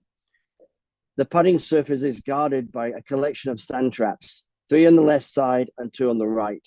A row of tall trees in line of the hole with some rough areas to the left. As you can see, it's a conversation between the software and the player. Now, how are we doing this? Well, it's all API calls. So this is why this conference for me is so exciting, because literally we're calling several APIs. So the first API is to the GPS data set, tells us exactly where you are on the golf course and where the actual golf hole is. So over the last 10 years, there's been a number of providers who have mapped out golf courses around the world. So we have access to over 40,000 golf courses through these golf course APIs. And so it tells me, from a software perspective, that I'm on the first tee, and all of these trees are over here, these bunkers are over here, the hole's over here, tells me all the distances. And then literally we call those APIs and we put an AI generative front end to that, and we produce this conversation. Now, that's not the only API we use. So the API is there for the GPS, but we're also getting an API for the live weather. So the live weather feed is coming in at the same time, which we also use the two together. Then now we also have the players, what we call what's in my bag, which is all of the details about the golf clubs that the player is using. So they take a video of their golf bag. The video we use through an AI engine, which converts that to the actual club itself. The club itself, then we go to another data set where we actually get the average distances for people hitting those clubs for that sex of that person and for the handicap of that person. So typically a 7-iron for me would go 145 meters or 160 yards. So once I've taken the what's in my bag, I've got that data on my in golf.ai, I can then change it if I know that that's a little bit, I can hit it further or less. And then I have those numbers. And that's another data set which we're calling in when we're generating this AI on top of it. So hyper-personalized personal information about the player, weather conditions, GPS coordinates, and then all of that combined together creates this generative AI interface. And literally you take your first shot, you hit your drive, you walk to the ball, and you call the caddy again. When you call the caddy again, we then at that point we're taking another snapshot of the next shot, but we also know where you are on the golf course. So if you tend to hit the ball to the right, after a few shots, we'll be able to track that. And actually, we'll be able to also use that data point to tell you, actually hitting the ball a little bit right today. Therefore, we suggest you actually position yourself to the little left of the pin, for example. So all the time we're creating these data sets which are helping the golfer get better and play better on the golf course. Now, one of the things we developed right at the beginning was we have what's called an AI golf rules. And that's a data set which we built. It's taken us about 12 months to build that data set, where you can ask any golf rule just by interacting with AI. So I'm in the bunker. What is the shot? What can I do in the bunker? I've grounded my club in the bunker. What's the penalty? And it'll tell you it's a 2-shot penalty or 1-shot penalty, whatever the rules are, and it'll reference those rules. So what's interesting, because we have interactive AI rules at the same time as you're playing the golf, we actually also can advise you as you're going around the golf course on any rules that you may have. So you've got the caddy and the golf rules working interactively together. Now, if you're a keen golfer, you will know that our AI caddy actually breaks the rules. So one of the rules of golf is you can't have assistance while playing a round of golf. So even if you're in a competition and you're playing seriously in a competition, you can't use our AI caddy as what they call a performance enhancing tool. So you can't use it. It's illegal to use it. You'll be disqualified. However, what we built in our AI caddy was 2 different modes. You can play what's called a social round, which means that all of our functionality is turned on. And as I explained before, you can have the caddy to help you around, or you can have what's called a competition round. And the competition round turns off all these external features which are not legal in the rules of golf. So you can still use AI caddy. You just have to tell your AI caddy assistant whether you're playing in a competition or whether you're playing socially, and we will work out what you can actually use legally around the game of rule, because we have the AI golf rules built into our service. So you can see that from an AI perspective, that the caddy, pretty interesting application for AI, generative AI. It's using proprietary data sets unique to ourselves. It's voice to voice. Now, voice to voice is very interesting, because as you're walking around playing golf, this phone is very distracting. And today you could use the phone to do what we call GPS coordinates and maps of the hole, but it's very, very distracting. So we tell people, keep your phone in your bag, in your golf bag, use your headphones, talk to our caddy, and let's have a voice-to-voice communication. So right now we have that on golf.ai. We're working on something which we're really excited about, which is the integration into WhatsApp. So eventually you'll just be able to do a WhatsApp telephone call with our AI caddy, and you'll be able to have a WhatsApp call, which will cost you nothing. And you'll be able to do the AI caddy over WhatsApp. We're quite excited about that. So voice to voice, from my point of view, is the future of probably, I think, mainly all of UXs. So the universal interface now, I think, going forward with AI will be voice. You can use chat as well, but you use chat, you've got to get your phone and you've got to chat in there. So voice, I think, is very, very powerful, particularly for sports like this, where you want your focus to be on the sport not necessarily on the mobile device.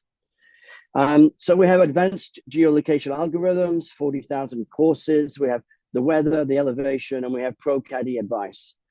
It's all personalized for the golf distances and tendencies, and it's learning more and more as you play. So, you know, we literally, it'll get better and better, right? And then we can tell you, when you go back to the same golf course, how you played it last time on the first tee. So do you remember this time, when last time you played, you hit the ball to the right? Like, now that's, most golfers remember those things anyway, but they probably don't remember that out of the last 10 rounds they played on this hole, 6 of them went to the right, 4 of them went in the middle. Now that helps a golfer a lot because they typically only think about the last game of golf they played, whereas what we can do this is make this hyper-personalized around their tendencies over time. So it makes it incredibly more powerful.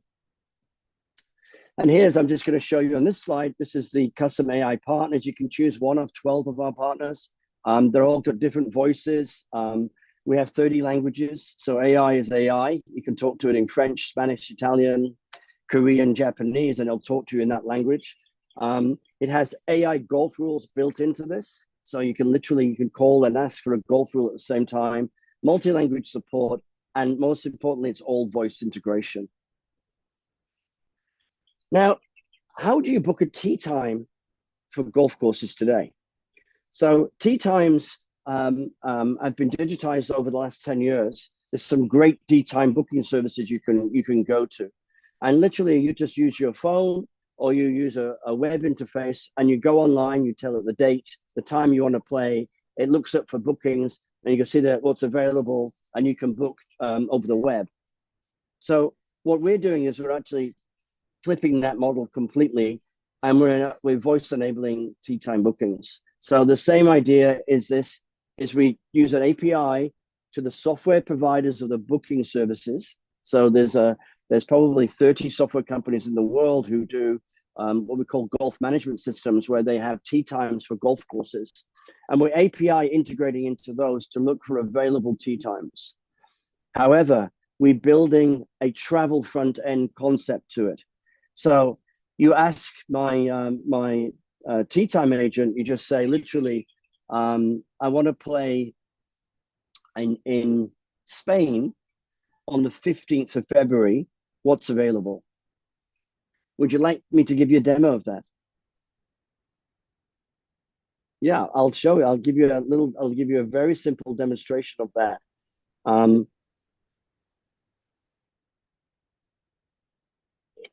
Hi, I'm John.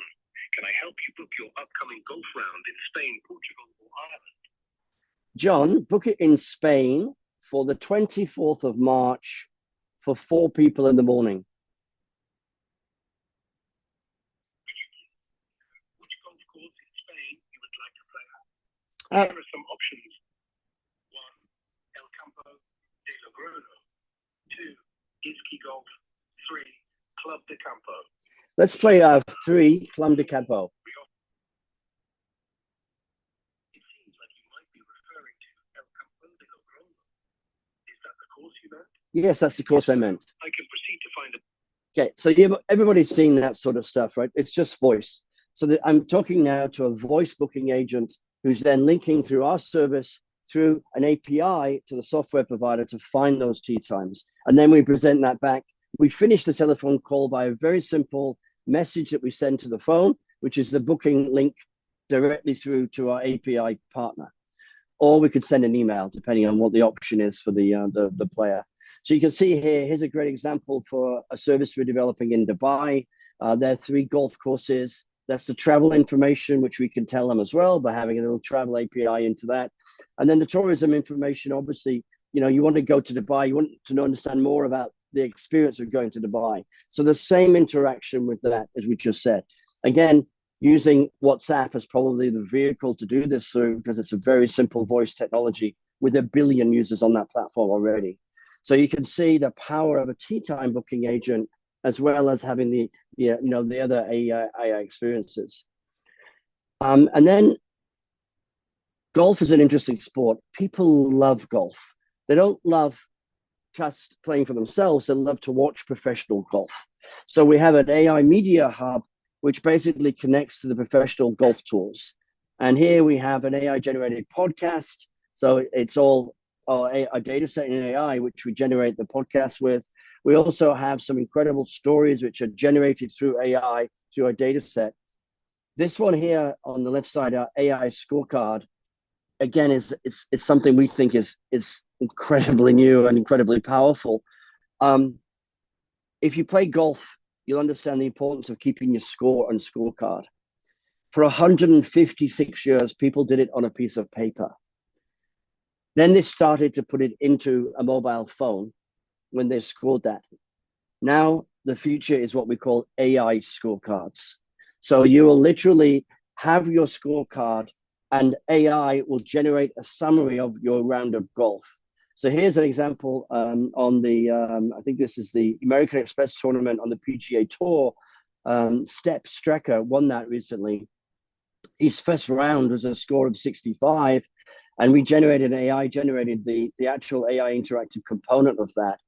Step Strapper's performance in round one, finishing 7 under with a total of 65 strokes, showcases an impressive display of skill and consistency. So you can see we're generating the content. So we're dynamically generating AI-based content around scorecards for professional tours. But that's just the start. Every scorecard in the world over the next 2 to 5 years will become AI enabled. So you'll be able to look at my own history of my golf game through my scorecards and have an AI commentary on my game of golf. You can do it over 20 rounds or over 100 rounds, do it over the last 2 rounds. But the AI scorecard is incredibly interesting in terms of doing that. How do we do that from an API perspective? Well, we're just linking into the scorecard data providers, and there's a number of them. So for the professional tours, they have them themselves, but then also there's associations, golf associations around the world who run what they're called handicap systems. And the handicap systems is my previous 20 rounds of golf. So all I do is integrate my AI into those handicap systems to get the personal data around those 20 rounds of golf, and then I put the AI layer on top of that. So it's incredibly interesting to do that. And I think it's going to happen pro golf, amateur golf, all the tours around the world, and also down to the individual consumer playing golf. So AI scorecard, we think is incredibly interesting and powerful. So I don't want to talk about the revenue stuff. I just want to focus on the API stuff today. But that's just an introduction to my business and what we're building. Now, you did ask me some questions, and let me see if I can bring them up and have a conversation with you. I'll just stop sharing my screen now. Sure. So how are APIs transforming? Should I start? Yes. Yeah, perfect. Like the first question, what I was thinking of asking you is like you are talking about AI, you are talking about golf, you're talking about APIs. So how are the APIs transforming the ways, basically, the golf data you collect, how it is utilized, how it is analyzed, if you can explain that. Sure. So what's happened in golf over the last 10 years is there's been a number of what we call golf management software providers and golf associations who really have been digitizing the game of golf. So the core data elements of golf have been digitized, and that's really important to understand. We're not reinventing this. People are not producing data from scratch. This is data which people have been using now for over 10 years. So what we do from an AI perspective is we are interfacing into the API calls of our partners. So in the tee time example I gave before, we work through several tee time providers, and we just literally interface into their back-end data set for available tee times. With the GPS location application I said, which is our AI Caddy, we're interfacing into the GPS coordinates provided by a data company that does that. So I estimate in the golf industry there's probably about 300 different data sets to interface into. We've probably so far integrated to maybe 20 or 30 of them. So we've still got a long way to go, but it's very exciting that how APIs enable us to do a very different approach to solving the problem that they've been doing typically with websites and mobile apps before. Okay. So, like, next question is what role does AI-powered data play in modern golf? Like, golf has been going on from decades. So, like, what is the role of AI data, and how does the player track their performance, and how can it be done? So I'll give you a few examples. My AI caddy, I can track the performance of someone playing golf on the golf course. Now, people, golfers have it in their head, okay, and they're pretty good at remembering how they get around a golf course. The younger ones are very good at remembering every game of golf, right? But as you get older, you don't really remember them that often. Right? So what we have is a hyper personalized memory, if you like, of every golf shot you have, and you can recall it at any point. So that's used in our AI coaching services. So literally, I can tell you, first tee, you typically hit it off to the right, right? You typically, and most golfers would have an understanding of that, but they never have the accuracy of the data which we have. So what's going to happen in coaching and performance is we're going to get an access to data which has just never been had before. And AI will be able to interpret that data. You'll be able to have algorithms to understand it more, the coaching, the swing analysis. Already these applications exist out there. We're just integrating those data sets and putting an AI front end so people can actually understand those data sets a lot better. So more data sets, easier to understand, makes this a very powerful way to improve your game of golf. Okay. So how do APIs enable the real-time golf analytics? And what is the impact they do on players and coaches? I think it's very similar to what I just answered the last one. I think that, to be honest, golf analytics and having this real-time data, people have never had it before. And people, even when they have it, they've never really understood it. So I'm going to give you some examples here. We have a piece of technology which a lot of the professional golfers use, which is they track a lot of the data impact numbers. So how you hit a golf ball, it's the angle of attack, it's the path you're coming in on. There's a number of big providers like TrackMan and Foresight who actually track these data sets for professional golfers. And you can go and have your swing analyzed and have all those data sets. But people are not connecting them to your on-golf experience. And they're not using them in a way where you can connect the two together. Professional golfers, I think, are, because they have coaches around them, they have all those data sets. And you can see every golf tournament today, they've got an iPad. When they're hitting the ball, they're checking to see their stats before they go out to the golf course. That technology now is becoming more accessible to every golfer. And that's really what we'll start to see, from using your mobile phone to track the data points, to using it on site, and then having AI to give you a real understanding of what that does and how you can change your game appropriately. Okay. So, like, what are the challenges? Like, you are into the field from such a long time. So, what are the biggest challenges in standardizing and integrating golf-related data across different platforms? I don't think it's ever been done before. So Okay. it's such a challenge, right? So what we're trying to do is we try to build multiple data sets to access them and bring them in to make the game more accessible, fun, and easier to use. So it's like we're literally, we're pioneering the whole space in golf. So we're building it as we can, as the best we can, thinking about everything we're going forward. The challenges are it's just never been done. So we are literally inventing it from scratch. But tech is tech, right? So the people doing this have built other tech systems in the past, so we have an understanding how to do it. We think we're pretty good. We think we're doing a good job, but it is very early in the space. Okay. Like, I would like to understand, how APIs enhance fan experience into golf, like from live score tracking to personalized insights. Like, how is the fan experience? So the biggest fan experience that I showed before was just my AI scorecard. So the idea of an AI scorecard is literally every part of the scorecard is interactive. So round one, I got 64. Round two, I had 72. So how did I get 64 and 72? You literally just click on the interactive scorecard, opens up the round of 64, and it goes through the whole round. So you actually had 6 birdies, which is why you get 64 from holes 6 to 7, 8, 9, 10, whatever that is. On round 2, you didn't have any birdies, right? So from a fan's perspective, I watch live golf on the TV. I love live golf on the TV, but I want to scratch a bit further. So typically fans in a TV world are guided by the commentators, which is all about the live action at that point in time. But golf is a lot more nuanced than that. You need to understand maybe how this player has played this course before. You need to maybe understand there's some stats called strokes gained. How many putts did he have yesterday?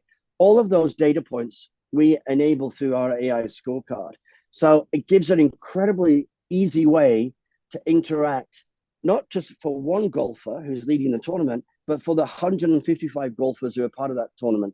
And you may have one of the player you follow is not leading today, so you never even see him on television. But you want to see his round, and you want to understand and interact with that scorecard. So we open it all up and make it a lot more accessible. We think the fan experience is going to fundamentally change with AI, particularly this level of data and understanding this data.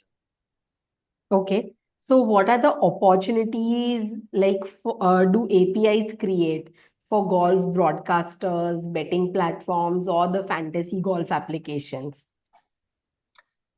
That one I just said is the application for betting. so it's Thursday night. Okay. So typically golf is Thursday, Friday, Saturday, Sunday. Okay. So the majority of the bets that go on are actually on the Sunday. So people bet before the tournament starts. The end of day one, people bet again. So on the end of day one, people want to see all the stats from what those players have been doing. I give them 1 minute after the end of the play. I give them interactive AI stats to help them understand what they should be betting on. Now, do I go to the next level and give them fantasy golf things? No, I don't. But probably someone will want to do that. I'm pretty sure that's going to happen. The golf betting market is quite a large market. So, the moment we're just reporting, we're giving the interactivity, people can understand, use that and apply their own betting. There may be another layer of AI on top of that says, therefore, at the end of today, our prediction is this, right? Because we know the stats and we can put an AI model on top of that to give predictions. And we honestly believe that this player who's in 8th position right now, odds of 20 to 1 is probably the best person to bet on from a odds perspective too.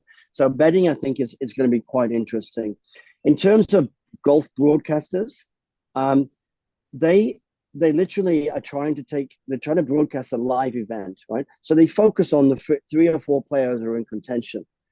This allows them not so much in their live broadcast feed, but on their websites to have an interactive understanding of what's been going on during the day, of which possibly you can connect the scorecard to some of their previously recorded video content to show the example. So, I said that example before. This player shot 64 in round 1. Here's the 4 holes he got birdies on. Click on that, see the video.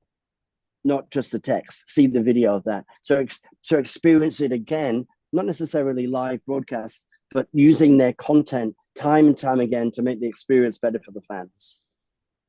Okay. So how do APIs bridge the gap between amateur players and the professional golf players through accessible solutions? How is that shaping up right now? Yeah. So we can keep the AI scorecard as an example. As AI scorecard is, when I play golf, I want to play the best golf I can play. So if I know from my AI scorecard, how I've played this hole previously, how all of my stats, it's very powerful for me. So what we try to do is it's try to make golf as accessible for everybody. And AI as a technology will have such an impact on amateur golf, just in terms of helping people improve. Now, one element of this is where we started from was our AI golf rules. So the majority of people play golf not really understanding the rules, and all the time they're challenged by the rules. So having a voice interface just to ask a rules question in any language you like and get an understanding of the rules question is very, very helpful for every game, every amateur or every player of golf. So we believe that will speed up the round of golf as well. So there's many applications for AI. Okay. And what are the key monetization strategies, for API-driven golf applications and platforms? Because Yeah, at the end, everything is money. yeah, sure. So there's a cost to building all of this, right? And then there's a cost for the generative AI components. So all of the, the tokens which we spend with the LLMs to enable this to happen. There's a cost behind that. There's a cost of the development. There's a cost to market all of this. So right now it's very early. If I was to say I knew what the monetization will be for this in the next 3 years, I think I would be silly, because it's way too early to make that decision. However, we have some proven things from the past. So for example, the GPS scoring apps, which you can use today on the course, they typically have a free service, and then they have a premium service, which you pay per month. So one of the things we're exploring is we're going to have multiple APIs, multiple services. So AI Caddy, AI scorecards, the golf rules, all those multiple services. And maybe you bundle them together and you pay a premium for that as a consumer. Maybe the golf course pays for you.